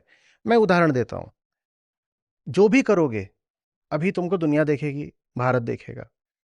अब मान लो कोई कंपटीशन है जिसमें पता चलता है कि एल्बो में समस्या थी, नी में समस्या थी, या जैसे ग्रॉइन में समस्या थी, उसके बावजूद कॉम्पीट करा, भले मेडल नहीं आया, तो पता भी नहीं चलेगा तुमने लाखों लोगों को क्या मैसेज दे दिया है और उनको कितनी ताकत दे दी है। बहुत ताकत की बात है। दूसरी ओर अगर उनको पता चल रहा है, उदाहरण के लिए, कि नीरज की कोई गर्लफ्रेंड हो गई या है, मुझे नहीं, और नीरज कहीं पे कॉम्पीट करने गया था और गर्लफ्रेंड ने कहा कि मेरी तबीयत खराब है, मैं तो तुम वापस आ जाओ मुझे देखने के लिए। नीरज वापस आ गया। तो इससे सिर्फ कोई पर्सनल लेवल पर कुछ नहीं हुआ है, इसने हमने पूरी पूरी पीढ़ी को न जाने क्या संदेश दे दिया। और ये काम वहाँ बहुत ज़्यादा होता है जहाँ ग्लैमर आ जाता है। उस ग्लैमर से थोड़ा बचकर चलना है। आप अच्छे प्रोडक्ट्स को एंडोर्स करो, जहाँ आपको सचमुच लगता है कि हाँ मैं एंडोर्स कर सकता हूँ वहाँ करो, पर ये नहीं होना चाहिए कि मैं अब एक टूल बन गया हूँ सिर्फ एंडोर्समेंट का, कैपिटलिज्म का, कमर्शियलिज्म का, चीज़ें बेचने का। हमको ऐड थोड़ी बनना है, हम स्पोर्ट्स पर्सन है, हमारी नहीं, डिग्निटी है, बिल्कुल जी। हमें विज्ञापन नहीं बनना है। बिल्कुल। तो ये तो बिल्कुल देखना चाहिए कि भाई हाँ हम कैसे ब्रांड्स के साथ एंडोर्समेंट कर रहे हैं। जो एक मिनिमम थ्रेशोल्ड है आपने अपने लिए उतना बना लिया, और वो भी आपने ढंग के ब्रांड्स के साथ कोलैबोरेट करके बना लिया, वो एक चीज़ है। वो जो उसका दूसरा एक्सट्रीम है ना, उससे बचना जरूरी है। उसका दूसरा एक्सट्रीम ये होता है कि मैं टारगेट कर रहा हूँ कि 1000 करोड़ कमाने हैं और उसके लिए मैं कोई भी ऑप्शन आप काम कर रहा हूँ। नहीं, वो तो नहीं, वो तो मतलब वो टारगेट, वो फिर हमारा मकसद बदल गया ना। हाँ, एक और वो बात सिर्फ ब्रांड एंडोर्समेंट में नहीं होती, वो बात अपनी पर्सनल लाइफ में भी होती है। मैं एक मैच के ऊपर, एक बहुत इंपॉर्टेंट मैच के ऊपर या सीरीज के ऊपर अगर कह रहा हूं कि मेरी फैमिली को मैं प्रायोरिटी दे रहा हूं, तो मैंने लोगों को ये बोला है कि साहब जो आपकी इमोशनल बातें हैं और ये सब हैं, वो आपकी ड्यूटी से बढ़ के होती हैं। अब इमोशनल बातें ड्यूटी से बढ़कर होती हैं। यही बात अगर कोई सोल्जर बोलने लग जाए कि मैं बॉर्डर छोड़ रहा हूं, मैं तो इमोशनल हो रहा हूं, मैं घर जा रहा हूं, कोई डॉक्टर बोलने लग जाए मैं सर्जरी छोड़ रहा हूं, मैं इमोशनल हो रहा हूं, घर जा रहा हूं, तो क्या होगा? तो लोगों को दिल से चुनना, जो चुना है उससे प्यार करना, और फिर उस पर किसी भी तरीके से अडिग रहना, भले ही कितना भी इमोशनल टर्मोइल आ रहा हो, ये सिखाना बहुत ज़रूरी है। और वो चीज़ पक्की है, वो ज़रूर करके रखना। हम बिल्कुल नहीं चाहते हैं कि जो हमारे यहाँ ट्रेडिशन रही है, कई बार तो एथलीट्स को अपने मेडल्स बेचने पड़े हैं यार, उनकी इतनी खराब हालत हो गई बस है। वही मुझे लगता है जी कि नॉर्मली हम खासकर यहाँ पे इतना वो मिल नहीं पाता था। अगर हम यही चीज़ें, फिर वही मैं पहुंच जाऊंगा सर कि बाकी दूसरी कंट्रीज में अगर हम यूएस में देखें तो उनके मुकाबले तो हमारे पास कुछ भी नहीं है। कुछ भी नहीं। पैसे की बात करो या एंडोर्समेंट की बात करो, कुछ भी नहीं है। लेकिन जितना जो कुछ भी हो रहा है, ये हमारे पास एथलीट्स के पास एक ही वो होता है सर, डॉक्टर है या बिजनेसमैन है या कोई भी फील्ड है, हाँ। उनके पास कोई रिटायरमेंट या उसका वैसा टाइम नहीं है सर, वो कर सकते हैं, वो 50 साल 60 साल। मेरे लिए वो 30-35 साल तक का, ये 30 साल तक का, वो इंजरी आ गई तो उससे भी कम। उसमें और भी चीज़ें हैं। जैसे एक तो ये हो गया कि पैसा, एंडोर्समेंट्स, ब्रांड्स, एक भी और भी चीज़ें हैं। चूंकि तुम अब प्रसिद्ध हो और लोग इज्जत से देखते हैं और इंस्पायर होते हैं देख करके, तो सोशल मुद्दों पर जो स्टैंड होगा, या पॉलिटिकल मुद्दों पर या आर्थिक मुद्दों पर, जो भी चीजें हैं जो आम समाज को प्रभावित करती हैं, इनको लेकर के मीडिया बात करने आएगा। वो आएंगे, बताओ बताओ बताओ, इसको बताओ, ये बताओ बताओ। कहीं कोई इरिटेशन हो रहा है उस पर बात करने आ जाएंगे, कहीं कुछ हो रहा है, कहीं बाढ़ आ गई, कुछ भी हो सकता है, कहीं कोई लड़ाई हो गई उस पर हो सकता है। वहां पर हमें, मैं चाहूंगा कि ये याद रहे कि वही स्पिरिट जो हमें चैंपियन बना गई, वो स्पिरिट पीछे नहीं हटनी है। ना अपने लालच में आना है, ना डर में आना है, जो सही बात है वो बोलनी है। एक चीज और भी है, हाँ जी। कि जो जरूरी मुद्दे हैं हमें कोशिश करनी चाहिए कि हमें उनका पता भी हो। उदाहरण के लिए, जैसे अभी मैंने क्लाइमेट चेंज की बात करी थी, मैंने एक्सटिंक्शन ऑफ स्पीशीज की बात करी थी। बहुत अच्छा होगा अगर हमें इनका पता हो, और जब वो बातें तुम्हारे जैसे किसी व्यक्ति से पहुंचती हैं यूथ तक, तो वो फिर रिसीव करते हैं, कहते हैं ये हमारे सामने हमारा चैंपियन है जी। अगर ये इस बात को बोल रहा है, अगर इसने इस चीज़ को स्टडी करा है और ये कह रहा है कि ये सीरियस मुद्दा है, तो हमें सुनना चाहिए। तो जो हमारी पॉपुलैरिटी होती है, फेमडम होती है, उसके साथ ये हम समझें अगर कि हम पे जिम्मेदारी आ गई है कि हमें पता भी हो कि दुनिया के जो मुद्दे हैं उनमें से कौन सा ज़रूरी है और उस पर फिर हमें क्या रुख रखना है। वो तो बहुत अच्छी बात है कि अगर नहीं पता तो मैं बोलूँगा ही नहीं कि फालतू बात ने माइक आ गया कुछ भी बोल रहे हैं, वो नहीं करना है। लेकिन जो ज़रूरी मुद्दे हैं उस पर यह भी कोशिश करो कि एक अच्छा इन्फॉर्म्ड लर्नेड ओपिनियन कल्टिवेट करके आगे बढ़ाओ। ये देश अभी बहुत बहुत ज़रूरतमंद है। मैं सर उतना नहीं कर पाया, मैं सच्चाई बताऊं तो मैं उस लेवल तक पढ़ाई नहीं कर पाया, या मैं उतना आगे तक नहीं जा पाया, क्योंकि मैंने स्पोर्ट्स चुन लिया और फिर हमारे यहाँ पे वो सिस्टम नहीं है कि दोनों चीज़ों को एक साथ आगे उठा सके। तो अब मुझे जितना पता है, मैं जितना भी पता कर पाता हूँ सर, जिस तरीके से मेरा दूसरे टॉपिक्स पे इंटरेस्ट बनता है, जितना ही पता लगता है उतना ही लगता है सर। अगर मुझे लगता है कि दिमाग उस तरीके से डेवलप हो स्टार्टिंग से ही, तो वो काफ़ी फ़र्क पड़ता है आपकी पढ़ाई में, आपको इंटरेस्ट आता है उस टॉपिक के बारे में, आप बहुत जल्दी सीख जाते नहीं, हैं। ये ऐसा बिल्कुल मत सोचो। हम्म दिमाग अभी भी उस पर डेवलप हो जाएगा। जैसे उदाहरण के लिए मैं बताऊं तो तुम्हें खुद इंटरेस्ट आएगा। मैं बताऊं कि जितनी देर में हम ये बात कर रहे हैं हम्म उतनी देर में कम से कम 100 से 400 स्पीशीज माने जैसे जैसे समझ लो कि एक बिल्ली है, हम्म तो बिल्ली एक अपने आप में स्पीशीज है, ठीक है, बिल्लियों की बहुत स्पीशीज होती हैं, वो हमेशा के लिए एक्सटिंक्ट हो गई तो झटका लगेगा ना कि इतनी सी देर हमने अभी बात करी है कुल, और इतनी देर में पेड़ पौधे, ऑर्गेनिजम्स, एनिमल्स, इनकी कम से कम 400 स्पीशीज हमेशा के लिए एक्सटिंक्ट हो गई, अब वो कभी लौट के नहीं आएंगी, तो ये झटका लगा ना। तो ये ऐसी चीज नहीं है कि अगर हमें बचपन से बैकग्राउंड मिला था हमें तो ही पता चलेंगी। मुझे भी लाइफ में किसी स्टेज पे आके ये सब बातें पता चलनी शुरू हुई।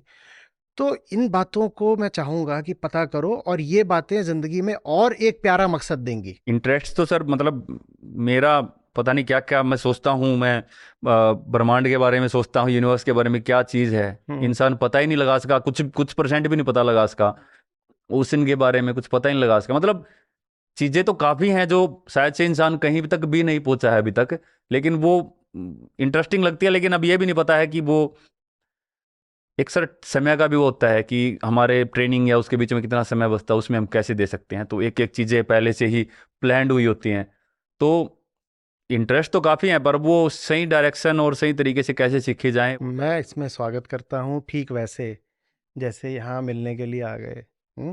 मैं भी उपलब्ध हूँ, संस्था भी उपलब्ध है। इस वक्त पे ज़िंदगी के और जानने लायक बड़े बड़े मुद्दे क्या हैं, इस पर जब चाहो और जितना चाहो समय लो। मुझे व्यक्तिगत रूप से खुशी होगी इस बारे में तुमको बात करके, तुमको बता करके। और एक बात और बोलता हूँ, चैंपियन तो एक वो है जिसने मेडल जीत लिया, और जब ये बातें पता लगने लगेंगी ना तो व्यक्तित्व में एक अतिरिक्त गहराई आएगी, एक नया आयाम खुलेगा, वो एक अलग किस्म की चैंपियनशिप होती है। ये तो जी इंसान की बनाई हुई चीज़ें हैं, खेल बना दिया जेवलिन को। मतलब आप जैसे बोल रहे थे ना जेवलिन का, कहीं अभी तक महाभारत में वैसे तो युधिष्ठिर जी का बोलते थे कि वो महाभारत में वो भाला वो रखते थे, लेकिन जैसे आपने बात की कि जंगल में लोग रहते थे, तो यही तो था भाला ही, उससे ही हम शिकार करके लोग वो अपना जितने खाना वो भी करते थे। स्पोर्ट्स होते हैं ना, वो सब जो जंगल बिहेवियर है उसी का सिमुलेशन होते हैं, किसी ना किसी तरीके से वो होते हैं। और अब हमारी बातचीत जहाँ पहुंच गई है, वो बातचीत पहुंच गई है जंगल से बाहर, कॉन्शियसनेस के लेवल पे।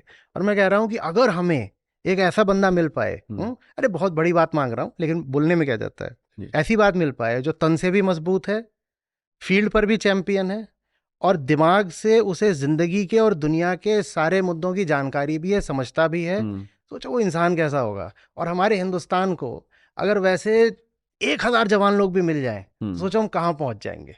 वो 1000 तो जी मतलब वो अलग ही लेवल का मोटिवेट करेंगे सर, अलग ही लेवल का मोटिवेशन होगा, और वो इंसान तुम भी हो सकते हो जी। जितने तरीके से मैं कर सकता हूँ मेडल जीत के, अभी बहुत कुछ बाकी, अभी बहुत कुछ बाकी, अभी बहुत कुछ बाकी। कईयों को लगता है कि शायद से बहुत मेहनत कर लिया, सब कुछ हो गया है, तो मुझे रिटायरमेंट के बाद थोड़ा सा आराम लेना है। रिटायरमेंट के बाद लाइफ के फील्ड का चैंपियन बनना है। और रिटायरमेंट के बाद ही नहीं, वो प्रक्रिया रिटायरमेंट से पहले शुरू हो जानी चाहिए। हम क्यों सोचे हैं कि हमें जो करना था वो हमने खेल के मैदान पे ही किया? जिंदगी तो खेल के मैदान से बहुत ज़्यादा बड़ा मैदान है। तो वहाँ पर चैंपियन बन के निकलो। और जिस आदमी में ये दम है कि वो एक साधारण पृष्ठभूमि से उठ करके, हरियाणा के एक गाँव से उठ करके आज दुनिया पे छा गया, वो क्या नहीं कर सकता है? वो क्यों कहे कि मैं सिर्फ जेवलिन में चैंपियन रहूंगा? वो जिंदगी अभी चैंपियन हो सकता है। मुझे खुद नहीं पता था कि मैं जेवलिन में यहाँ तक आऊंगा, तो कोई भी फील्ड हो सकता है, ऐसा नहीं है कोई भी फील्ड हो सकता है। और बहुत और तुम्हें खुशी उस दिन मिलेगी, मैं एक टीचर हूँ इस नाते बता रहा हूँ, जिस दिन तुम देखोगे कि तुम्हारे पीछे तुमने एक बहुत बड़ी श्रृंखला खड़ी कर दी है, और उनमें से कुछ ऐसे हैं तुमसे भी आगे निकल रहे हैं। वही चाहिए सर, वही सोच है कि सब मुझे पूछते हैं कि कोई मतलब दूसरा नीरज आ सकता है क्या इंडिया से? यार मैं बोलता हूँ यार नीरज क्यों लेना है, मतलब मैं तो कुछ भी नहीं हूँ। मैं सच में अपने आप को ऐसा नहीं मानता कि यार मैंने कुछ अलग एक्स्ट्राऑर्डिनरी किया है। एक्स्ट्राऑर्डिनरी करने के लिए तो कुछ अलग ही होगा। मतलब वो बहुत कम एज में वर्ल्ड रिकॉर्ड तोड़े, मैं मानता हूँ कि भाई वो एक अलग ही दुनिया में परचम लहरा दे हिंदुस्तान का, इंडिया का अपना, कि भाई ये देखो कैसा आया एथलीट। तो ऐसा तो अभी तक यहाँ से निकला ही नहीं है। वर्ल्ड वो रिकॉर्ड भी निकलेंगे तोड़ जब दे, और पर्सनैलिटी और एक्शन भी उसका मल्टी डायमेंशनल हो। वो जेवलिन के फील्ड में भी है और हो सकता है वो सोशल फील्ड में भी हो सकता है, वो लिटरेरी फील्ड में भी हो, वो उसके ऊपर है कि उसे और कौन से फील्ड है। उसने ये भी नहीं कहा है कि मुझे एक ही फील्ड में रुक कर रखना है। वो ऐसा भी हो सकता है कि वो एक साथ कई फील्ड्स में है या एक के बाद एक कई फील्ड्स में। मैं ये चाहता हूँ कि मेरे से तो कई हजार गुना मतलब अच्छे मतलब ना केवल जेवलिन में, हर एक फील्ड में निकले। और भाई बस वही है कि बस ये एक प्राउड जरूर महसूस होता है जब कहीं भी जाते हैं। मैं कहीं खेलने गया स्पेशल, मतलब वहाँ पे हज़ारों एथलीट्स होते हैं, लेकिन 5-10 एथलीट को ही प्रेस कॉन्फ्रेंस में बैठने का मौका मिलता है। उसमें जब भाई नीरज का भी उसमें नाम है इंडिया से, जब हम मेडल जीतते हैं, फिर राष्ट्रगान बजता है, तो ये ज़रूर चीज़ है कि जो मुझे खुद में ऐसा महसूस होता है कि यार हाँ, कुछ ऐसा किया है कि कुछ अलग से, कुछ धरती पे आए हैं तो कुछ ऐसा किया है, और कुछ भी बाकी हो सकता है। तो उसके लिए मेहनत जारी है जी। हर एक को सोचनी चाहिए कि जैसे मेरी जर्नी रही है, मैं ऐसे एकदम निकल के, कोई बैकग्राउंड ऐसा नहीं था, यहाँ तक आ सकता हूँ। तो कोई कुछ भी कर सकता है। किसी को नासा में जाना है या किसी दूसरे फील्ड में जाना है। लगे रहना चाहिए और कभी किसी फील्ड को ये नहीं कह देना चाहिए कि यही तो मेरा फील्ड है। दुनिया के सारे फील्ड आपके हैं। आप जब पैदा हुए थे तो आपके ऊपर बस कोई एक फील्ड खुदा हुआ नहीं था। ये तो सेलेक्ट ही ऐसे हुआ जी, जो मुझे पता ही नहीं था। ये तो फील्ड ही ऐसा था जो मेरी शायद से कहीं बैकग्राउंड में कहीं भी नहीं था। तो ये ऐसा चुना मैंने, तो इसकी जगह शायद से अब क्या पता कुछ और भी हो सकता था। हो सकता है कि अभी तो बस यात्रा शुरू हुई हो, पता नहीं अभी कौन कौन से फील्ड खुलने बाकी हो। मैं चाहूँगा हमारा जो इंटरेक्शन हुआ है उससे बस ये संभावना, ये पॉसिबिलिटी अगर खुल पाए तुम्हारे लिए, और जितने जवान लोग देख रहे होंगे, जवान क्या बूढ़े भी देख रहे होंगे, सभी के लिए जी, कि यात्रा अभी शुरू ही हुई है।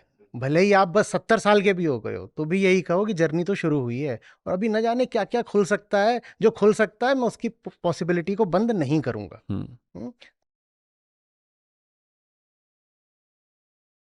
मुझे ऐसा डर लग रहा है कि यार मैं ये एक्सरसाइज करूंगा तो यार शायद से नहीं, मुझे कुछ हो सकता है। एक तो वो डर है, एक हम परिवार में हैं या फिर यार दोस्त हैं या दूसरे इंसान का डर है कि यार अब जैसे इमोशनल डर आ गया कि भाई मैं ऐसे बोल दूंगा तो बुरा लग जाएगा। एक वो डर है, वो उस तरीके के भी तो डर काफी होते हैं। मतलब एक अपने तक बात है, वो डर है, उसको आदमी कहीं ना कहीं पीछे छोड़ सकता है। लेकिन दूसरे इंसान का डर है कि यार हमारी खुशी या हमारा मूड या हमारा इमोशन दूसरे इंसान का क्या रिप्लाई होगा, उस पर डिपेंड करता है। तो वहां पे फंस जाता है। उसका क्या हो सकता है? उसका ये हो सकता है कि हमें समझना पड़ेगा कि दूसरे को अच्छा क्या लगता है वर्सेस दूसरे के हित में क्या है। जैसे एक छोटे बच्चे का एग्जाम्पल ले लो। उसका इमोशन हर्ट हो जाएगा अगर तुम उसको टॉफी नहीं दोगे, पर वो 4 टॉफियां खा चुका है ना। वो रोएगा अगर टॉफी नहीं दोगे, पर इस कारण से मैं उसको टॉफी दे नहीं दूंगा। मुझे पता है वो टॉफी उसके वेलफेयर में नहीं है, उसको प्लीज करेगी, उसको पसंद आएगी, पर उसके लिए अच्छी नहीं है। तो फिर जब ये जानने लग जाते हो ना, तो दूसरों को इमोशनली हर्ट करना उतना बड़ा मुद्दा नहीं रह जाता। आप कहते हो मुझे वो करना है जिससे तुझे फायदा होगा। आपका कोच आपके साथ वो करता है जो आपको प्लेजेंट लगता है, या वो करता है जो आपके लिए सचमुच अच्छा है? वही है जो सचमुच अच्छा है। कोच को लेके कई बार तो गुस्सा भी आ जाता है ना।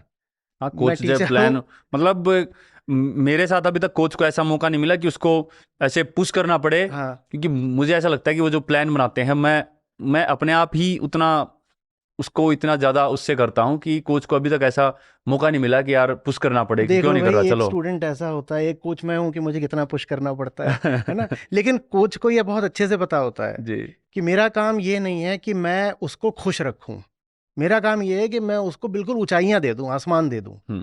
यही बात हमें अपने हर रिलेशनशिप में याद रखनी पड़ेगी कि दूसरे को खुश रखना छोटी बात है। हम उसे दुखी नहीं करना चाहते, बिल्कुल नहीं।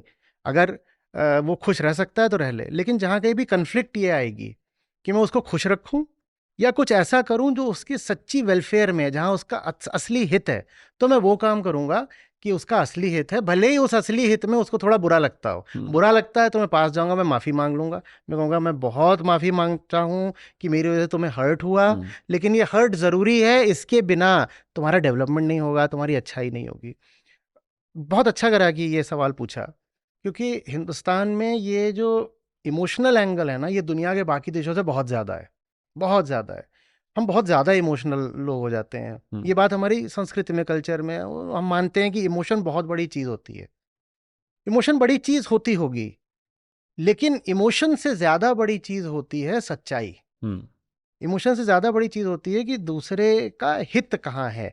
हित मतलब रियल वेलफेयर, वो कहाँ है। पर वो सच्चाई सर कई बार ऐसा भी होता है कि हमको उस चीज़ का पता है, लेकिन दूसरे हम ऐसा भी कर सकते हैं कि अपना काफ़ी अच्छा रिश्ता हमारे फैमिली मेंबर को हम उसकी वजह से खो दें। मतलब वो बात हम सच्चाई के उसमें बोले, वो दूसरा ना समझ पाए और वो उस उसमें चीज़ फिर से मेहनत करनी पड़ती है। देखो, कोच इनको बोल दे कि तुम जाओ मेहनत करो और कोच खुद सो जाए तो रिश्ता टूट जाएगा। बिल्कुल जी। लेकिन जब उसको दिखेगा ना कि सिर्फ मुझे मेहनत नहीं कराई जा रही, वो मुझे मेहनत करा रहा है, पर फिर मेरे साथ वो खुद भी लगा हुआ है, तो फिर रिश्ता नहीं टूटता है।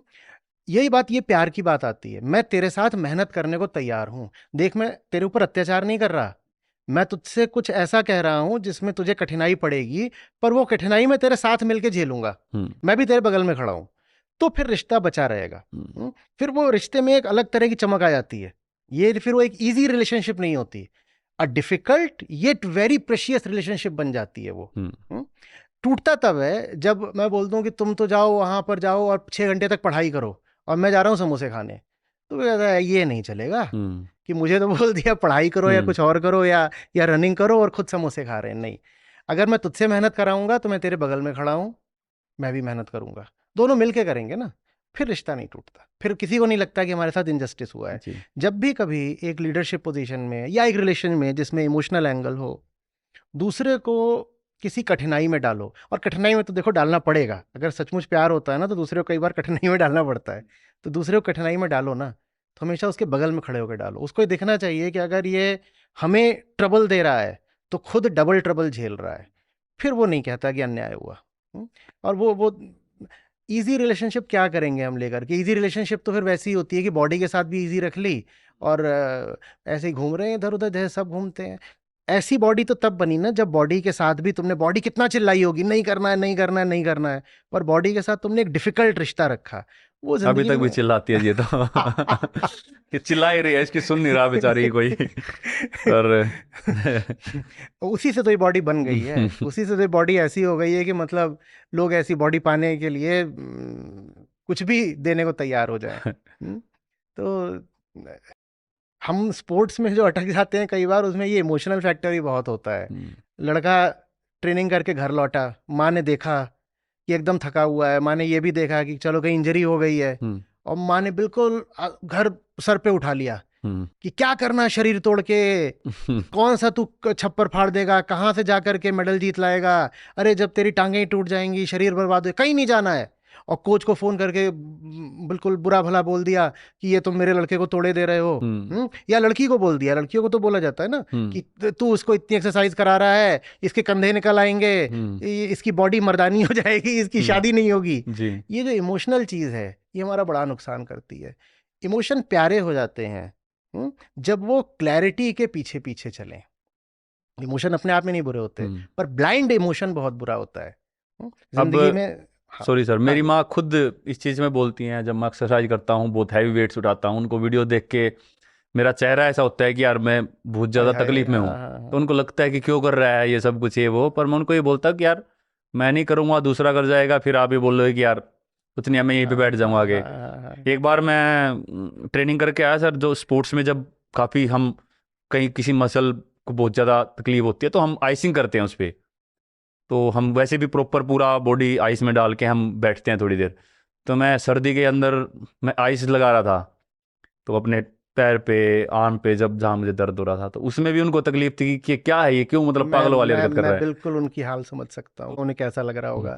अपना बच्चा है, पैदा करा है, बड़ा करा है, फिर देख रहे हो कि यहाँ लाल है, यहाँ काला है, आइस लगा रहा है, दर्द हो रहा है, वेट उठाते हैं तो शक्ल भी ऐसी हो जाती है कि जान निकल रही है। बिल्कुल मैं समझ सकता हूँ, लेकिन फिर असली माँ वो है ना, हम बोलते हैं कि माँ जो होती है वो जीवनदायिनी भी होती है और मुक्तिदायिनी भी होती है। तो माँ हो, बाप हो, या जिस किसी से भी प्यार करते हो, उससे रिश्ता हो, उसमें उसको फ्रीडम देना बहुत जरूरी है, सिर्फ जीवन देना जरूरी नहीं है। हाँ वही है, उनको दर्द भी होता है, लेकिन उन्होंने फिर भी छोड़ा हुआ है कि भाई चल तू कर ले। तो बहुत बड़ा क्रेडिट जाता है फिर माता जी को, और हिंदुस्तान को ऐसी माएँ चाहिए जो अपने इमोशन से ज्यादा अपने बच्चे की वेलफेयर को तवज्जो दें। अब छोटी सी बात है, मुझे पता है कि मेरे बच्चे के लिए अच्छा ये है, बच्चे के लिए, बच्ची के लिए, कि वो हॉस्टल में जाके पढ़ाई करे, हम्म। पर ममता के नाते, इमोशन के नाते हाँ, घर मुझे, से दूर जाए, हमसे दूर चले हाँ, जाएंगे। घर का माहौल खराब है तो भी घर में रखा हुआ है, हम्म। ये कैसे ठीक हो सकता है? आप उसको खुद से दूर भेज दो, आपका इमोशन हर्ट होगा लेकिन इसमें उस बच्चे की भलाई है। और ये बात हर रिलेशनशिप में याद रखनी है हमको, मियाँ बीवी का रिलेशनशिप हो, बाप बेटे का हो, किसी का हो, दोस्त यार का हो, किसी का हो। और जी घर पे, अगर मैं घर पे रह के सोचता है कि मुझे ओलंपिक तक पहुंचना है, तो नहीं था पॉसिबल। हमको एक वो उससे बाहर जाना ही पड़ता है, घर परिवार छोड़ना पड़ता है, वो सही जगह पे जाना पड़ता है कि हाँ ये है इसकी सही जगह। जो सक्सेस है किसी भी लड़के की, उसमें दिखाई ये देता है कि ये सक्सेसफुल हो गया, लेकिन हमेशा उसमें उसके माँ बाप का योगदान होगा। बिल्कुल जी। माँ बाप के योगदान के बिना 10 गुना और मुश्किल हो जाएगा ज़िंदगी सही तरीके से जीना। और यही सब जो जो यंगस्टर्स हैं, जो जो आज बहुत तरह की बातें करते हैं, रिस्पॉन्सिबल होते हैं, जिनके बारे में सोशल मीडिया की बात कर जी। रहे थे तुम, इन्हीं को कल पेरेंट्स बनना है। हम्म। ये आज एक दूसरे को लेके अपने इमोशन कंट्रोल नहीं कर पाते लड़का लड़की, तो ये अपने बच्चे को लेके क्या इमोशन कंट्रोल करेंगे? फिर बच्चे बर्बाद होते हैं। मेरी जॉइंट फैमिली है, सब मेरे पापा हैं, उनके छोटे 3 भाई हैं, सभी साथ में रहते हैं।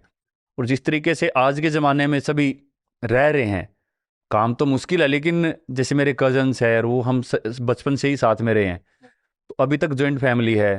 तो हमेशा जब भी घर पे जाता हूँ, वो बहुत ही अच्छा माहौल होता है, सभी खुश होते हैं, मजाक करते हैं आपस में, लड़ाइयाँ भी होती हैं, पर 2 में लड़ाई होगी, 2 अलग से बैठ के उनको समझाएंगे, ठीक हो जाएंगे। तो मतलब ये चल रहा है, ये बहुत अच्छा है।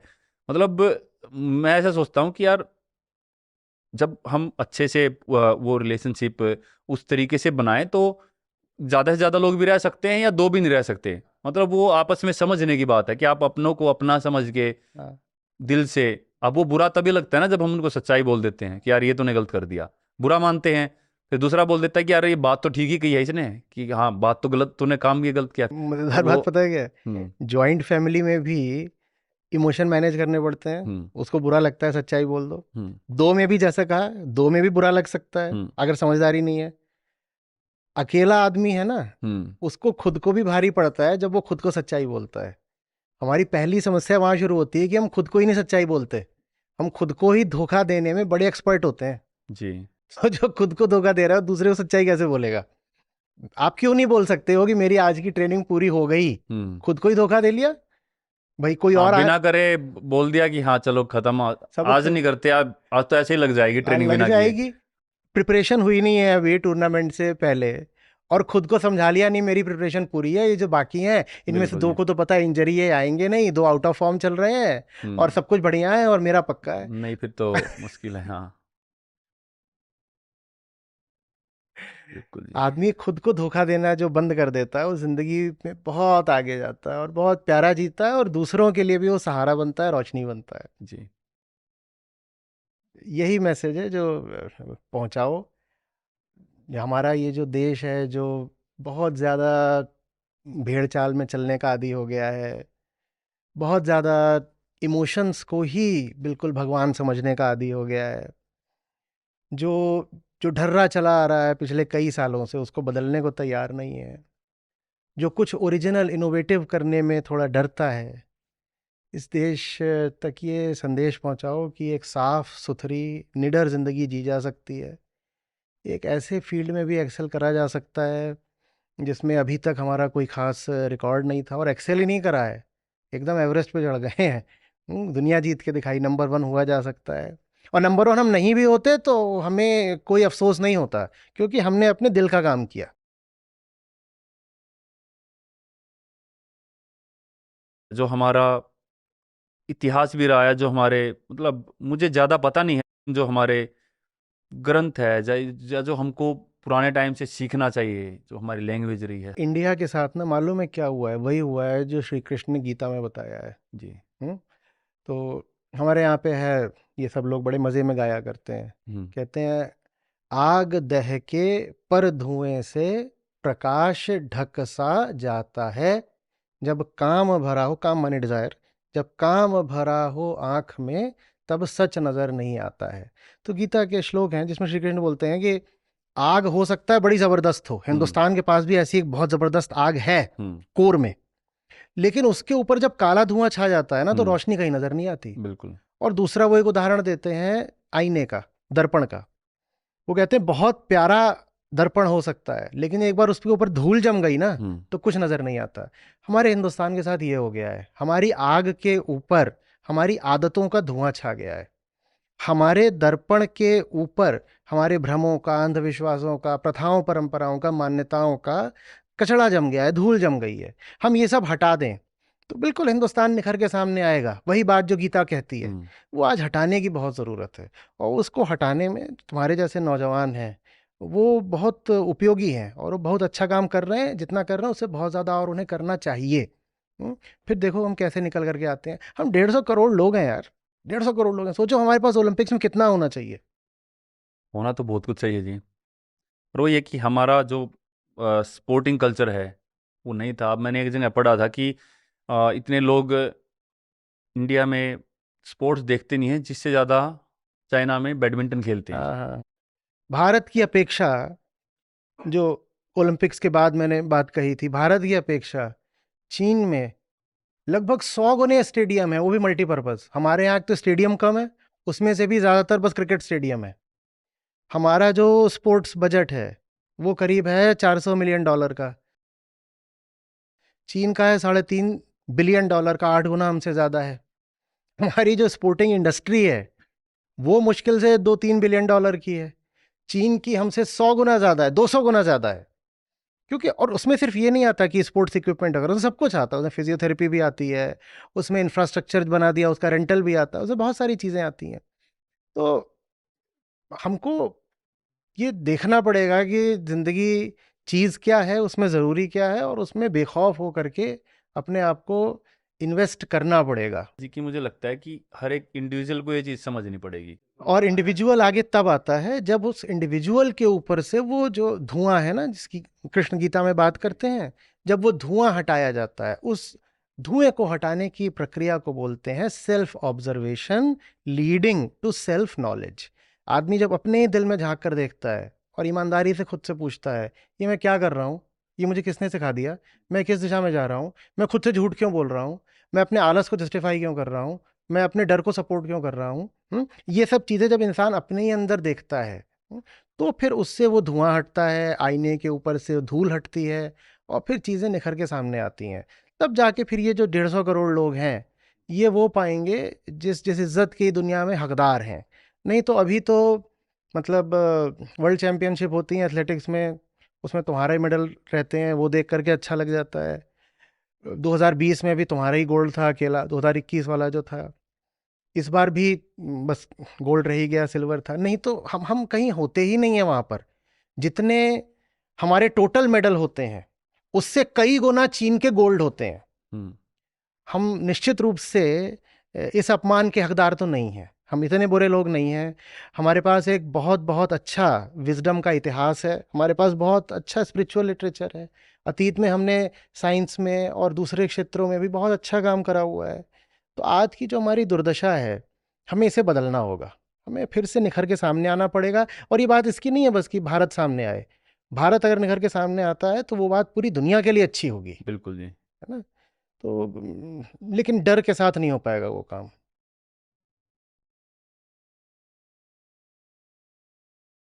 दूसरे टॉपिक पे बोल लूँगा, मुझे इतना पता नहीं है, मैं कुछ ना कुछ गलत ही बोल लूँगा, तो नहीं वो नहीं, आप चीज़। बोलो। हाँ, हाँ, तो स्पोर्ट्स के उसमें ऐसा है कि जो हमारे यूथ को एक मन में वहम हो गया है कि डोपिंग लेके हम अरे अच्छा वो कर देंगे, तो वो चीज़ काफ़ी बढ़ रही है। वो हम जहाँ भी देख रहे हैं, कहीं भी ट्रायल होते हैं स्टेट के, तो इंजेक्शन मिलते हैं, टैबलेट्स मिलती है। मैं अपने दिल से बोलता हूँ कि मैंने कभी भी इन चीज़ों का कभी वो नहीं किया, और मैं यहाँ तक आ गया हूँ। तो एक दिमागी ही वो है कि हमको जो कोचिज हैं, जो भी मतलब ऐसा बताते हैं बच्चों को, मैं उनको रिक्वेस्ट यही करता हूँ कि प्लीज़ आप उनको बच्चों को थोड़ा सही डायरेक्शन में लेके हाँ जाएं, हाँ, क्योंकि वो शायद से बहुत अच्छे बन सकते हैं, लेकिन वो एक ऐसी चीज़ है कि वो उन चीज़ों में घुस गए, वो स्टेरॉइड्स में घुस गए, तो फिर वो नहीं आ सकते आगे बिल्कुल भी। तो ये चीज़ है जो इंडिया के स्पोर्टिंग कल्चर में बहुत ज़्यादा आ रही है आज के दिन। और ये बहुत ज़्यादा चिंता का विषय इसलिए है क्योंकि एथलीट थोड़ा सा अच्छा होता है, 4 साल के लिए बैन लग जाता है। क्योंकि फिर उसका करियर बिल्कुल बर्बाद। बिल्कुल बर्बाद हो गया। देखो तो ये चीज जो से थोड़ा एथलीट हमको होता है ना हम्म, नीरज, वो समाज की मिट्टी से ही उठता है। इन्हीं शहरों गांवों से एथलीट निकल के आता है। जब वो ये देखता है कि घूस दे के नौकरी लग जाती है, झूठ बोल करके आप सोशल मीडिया पर या कहीं पर सुपरस्टार या इन्फ्लुएंसर हो जाते हो, बहुत तरीके की गंदी हरकतें करके भी आप पॉलिटिक्स में सक्सेसफुल हो जाते हो। जब वो लाइफ के हर फील्ड में देखता है ना कि बेईमानी करके सक्सेस मिल रही है, तो फिर वो कहता है स्पोर्ट्स में भी बेईमानी करके सक्सेस क्यों नहीं मिल सकती। ये चल रहा है। उम्मीद को क्या करें? उम्मीद ऐसी चीज होती है जो कहती है कि वो उस फील्ड में था, नकल करके एग्जाम पा करके वो ऑफिसर बन गया। अभी तो ये हो रहा है कि यूपीएससी में भी बेईमानी करके लोग आईएएस बन जा रहे हैं, फिर वो बाद में भले ही पकड़े गए। पर एक पकड़ा जाता है ना, तो लोगों के मन में उम्मीद ये बैठ जाती है, एक पकड़ा गया है, क्या पता 5 और बने और न पकड़े गए हों। तो ये जो हमारे पूरा समाज है ना, इसकी जड़ों से सफाई करनी पड़ेगी, तभी हम ये डोपिंग जैसी समस्या का असली हल निकाल पाएंगे। वरना तो ये बिल्कुल ठीक है और ज़रूरी है कि हम जाके हर जगह पे बताएं कि भाई डोपिंग में मत घुस जाना, नए लड़कों को ही बताएं, कोचेस को बोलें। इसके अलावा जो टेस्टिंग प्रोसेस है वो इतना स्ट्रिक्ट हो कि इस तरह की कोई काम कभी। जो एथलीट थोड़े उभरते हैं, जो थोड़ा बहुत मेडल जीतते हैं, उनके पास एकदम कहीं ना कहीं से पैसा आता है। वो फैमिली से बहुत ही एक नॉर्मल साधारण परिवार से होते हैं। वो सोचते हैं कि हम गाड़ी ले लें, घर बना लें, ये कर लें। वो इतना नहीं सोचते। तो किस तरीके से फाइनेंशियली उनको अपने आप को संभाल के रखना है, ये ताकि वो आगे जैसे हम बात कर रहे हैं कि मैं बाकी फील्ड्स के बारे में या बाकी चीज़ों के बारे में सोच सकता हूँ, मैं हर तरीके से अभी ठीक हूँ, मैंने इतनी मेहनत की। तो वो क्या होता है कि एथलीट्स कमाते हैं, किसी ने गाड़ी ले लिया, अपनी मनपसंद की घर बना लिया बहुत बड़ा, और जो भी 1-2 करोड़ जो भी कहीं से आए या कुछ लाख आए, सभी खत्म। उसके बाद जो वही सेम डेडिकेशन है या वो कंसिस्टेंसी है, वो उतनी मेंटेन नहीं कर पाते। और उसके बाद फिर एकदम से वो वहीं पे रह जाते हैं जहाँ पे हैं, और उनको बहुत तकलीफ आती है, क्योंकि उनका लाइफ के बारे में सोचने का कि मुझे ये गाड़ी, शायद से और टारगेट बन जाते हैं कि ये मुझे ऐसे बनाना है अब घर। वो तो बड़े हो जाते हैं, मेंटेनेंस बढ़ जाती है, लेकिन मेहनत घट जाती है, और वहाँ उस जगह से बर्बादी हो जाती है। तो वो काफी ऐसी जो मैंने बोला ना, पता देखो कि जो एथलीट भी है वो समाज से ही उठा है। मैं बिल्कुल इसी के पैरेलल एक उदाहरण देता हूँ, एकदम दिखाई पड़ेगा कि चल क्या रहा है, और फिर ये भी समझ आएगा रोकें कैसे इसको। ये जानते होगे कि जो एंटरप्रेन्योरशिप होती है, स्टार्टअप्स होती हैं, लोग कंपनियां बनाते हैं जी, उसमें से 95% फेल कर जाती हैं जी। लोग जब कहते हैं ना कि अब मैं अपना काम करूंगा, मैं अपनी कंपनी बनाऊंगा, वो 20 में से 19 कंपनियां जो हैं वो फेल कर जाती हैं 3 साल के अंदर अंदर। ठीक है, वो क्यों फेल कर जाती हैं जानते हो? बिल्कुल उसी वजह से जिस वजह की तुमने बात करी। इसलिए नहीं कि उनकी रेवेन्यू माने इनकम बहुत कम थी, इसलिए क्योंकि जिसने बनाया था उसने फूकना शुरू कर दिया, और जैसे तुमने कहा ना कि अपने खर्चे बढ़ा लेते हैं, उसने अपना कॉस्ट स्ट्रक्चर इतना बड़ा कर लिया कि कह रहा है कि अब जितनी बड़ी मेरा कैश बर्न हो गया है, जितना बड़ा मेरा कॉस्ट स्ट्रक्चर हो गया, उतना तो रेवेन्यू आ ही नहीं रहा। तो कहता है इसका मतलब मेरी जो कंपनी है वो फ्लॉप हो गई, मेरे काम की नहीं है, बंद कर दो। जबकि कंपनी फ्लॉप नहीं हुई है, कंपनी फेल नहीं हुई है, कंपनी में रेवेन्यू आ रहा है, लेकिन आपने अपनी उम्मीदें इतनी बड़ी कर ली हैं, आपने खर्चे इतने अपने बढ़ा लिए हैं, कई बार फंडिंग की मनी से, दूसरे माने कर्जे के पैसे से आपने अपना इतना बढ़ा लिया है कि अब आपको लग रहा है कि जो आ रहा है वो बहुत कम है। तो ले देखे इन दोनों मामलों में तुम्हें सिमिलैरिटी क्या दिख रही है? सिमिलैरिटी ये दिख रही है कि इंसान को थोड़ी सी सक्सेस मिली और उसने उस थोड़ी सी सक्सेस को यूज कर लिया अपनी सारी हसरतें पूरी करने के लिए। जब तक इंसान सोचेगा कि लाइफ में सक्सेस का काम ही यही है कि मैं उसको कंज्यूम करूंगा, अपनी कामनाएं, अपनी हसरतें पूरी करूंगा, तब तक वो बर्बाद होता ही रहेगा। कंपनी भी बंद होती रहेगी, और जो स्पोर्ट्स पर्सन है, एथलीट है, चाहे वो पॉलिटिशियन है, चाहे वो कोई भी है, चाहे वो साइंटिस्ट है, कोई भी है, वो पाएगा कि वो भी परास्त हो रहा है और जिंदगी में हार रहा है। तो ये कब नहीं होता है? तब होता है जब आदमी कहता है कि मैं मेहनत इसलिए नहीं कर रहा है कि पैसा आ जाए और मैं जल्दी से उसको भोग के घर बना लूँ, गाड़ी खड़ी कर लूँ। मैं मेहनत इसलिए कर रहा हूँ क्योंकि मेरे को एक काम जो है ना, जो दिल आ गया है, दिल आ गया है। अब दिल आ गया है मतलब ये कि इतनी आसानी से सक्सेस नहीं भी मिल रही है, मैंने कंपनी खड़ी करी है, बहुत ज़्यादा उसमें पैसा नहीं भी आ रहा है, तो भी मैं उसमें लगा रहूँगा, क्योंकि मैं काम कर ही इसलिए नहीं रहा हूँ कि उसमें से बहुत पैसा आए। काम कर रहा हूँ काम के लिए, और काम करने में बिल्कुल मज़ा आ रहा है, मौज आ रही है, तो मैं करे जा रहा हूँ। हर वो आदमी जो चाहे स्पोर्ट्स में हो, चाहे लाइफ में किसी भी फील्ड में हो, पॉलिटिक्स में होगा तो वो जा करके धांधली करेगा, वो आर्ट्स में होगा तो अपनी आर्ट पे कॉम्प्रोमाइज़ कर देगा, वो अपनी साइंस में होगा तो अपनी साइंस बेच देगा, वो अगर एजुकेशन में होगा तो अपने स्टैंडर्ड्स को डाइल्यूट कर देगा। हर वो आदमी जो कहता है कि मैं काम कर रहा हूं ताकि इस काम से मुझे पैसा मिल जाए, फिर मैं उस पैसे से मौज करूंगा, ये आदमी औंधे मुंह गिरने के लिए खुद को तैयार कर रहा है। ये काम कभी भी नहीं करना है। हमें बहुत गलत पट्टी पढ़ा दी गई है। हमें बताया गया है कि पढ़ाई इसलिए कर रहे हो कि प्लेसमेंट लग जाए, स्पोर्ट्स में इसलिए जा रहे हो कि तुम एक दिन सेलिब्रिटी बन जाओ, कुछ और इसलिए कर रहे हो कि उसमें भी तुम्हें एक दिन कंजम्पशन का, भोगने का मौका मिल जाए। ये बहुत गलत बात है। आप वो करो जो करने में आपको मौज है। मैं नहीं कह रहा हूं भूखे मरो, बिल्कुल कमाओ, अपने लिए एक बेसिक फाइनेंशियल सिक्योरिटी तैयार करो, लेकिन काम को कंजम्पशन का मोहताज मत बनाओ। ये मत कह दो कि पैसा आ रहा है और पैसा आ रहा है खाना पीना शुरू। कितने सारे हमने तो स्पोर्ट्स पर्सन को बर्बाद होते देखा है। शुरू में 1-2 साल सक्सेस मिली, उसके बाद सक्सेस यहाँ खोपड़े पे चढ़ गई और उसके बाद वो बर्बाद हो गए। यही चीज़ हमने कितने ही फील्ड में कितनों के साथ देखी है।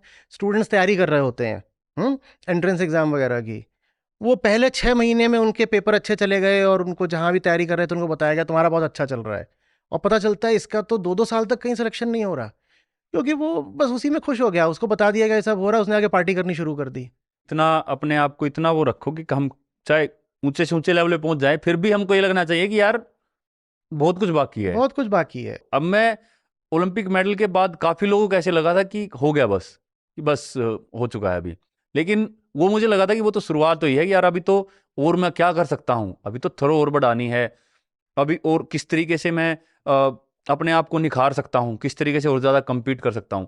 तो वो तो शुरुआत हुई थी। अगर मैं वहां पे सोच लेता कि अब हो गया है तो यहाँ पे नहीं बैठा होता जी माजी। हाँ, इसको गीता ऐसे बोलती है कि जब काम दिल से निकलता है ना, दिल से वहां पर बात चलती है बोध, अंडरस्टैंडिंग, आत्मज्ञान। मैं उसको दिल बोल रहा हूं। काम जब दिल से निकलता है तो उसका अंजाम क्या होगा इसकी परवाह बहुत कम हो जाती है जी, क्योंकि दिल ही काम कर रहे हैं ना। अब अंजाम परिणाम फिक्र ही नहीं है, फुर्सत नहीं है। सच पूछो तो फुर्सत नहीं है कि कौन समय लगाए और कौन परेशान होगी, आगे क्या होगा। हाँ, जब टाइम आएगा जब पता होगा लग जो जाएगा। देखा हाँ, जाएगा, देखेंगे क्या हो गया। बिल्कुल जी, बहुत अच्छी रही जी, बहुत। और वैसे भी ये तो चलो हम बैठे हैं कैमरा के सामने, वैसे भी अगर हमको कभी ऐसे बात करनी होगी, जिंदगी के जितने भी मुद्दे होते हैं, चाहे वो सोशल लाइफ के हों, किसी भी लाइफ के किसी, तो उस पर बातचीत करने के लिए हमेशा स्वागत है तुम्हारा, जी। हमेशा।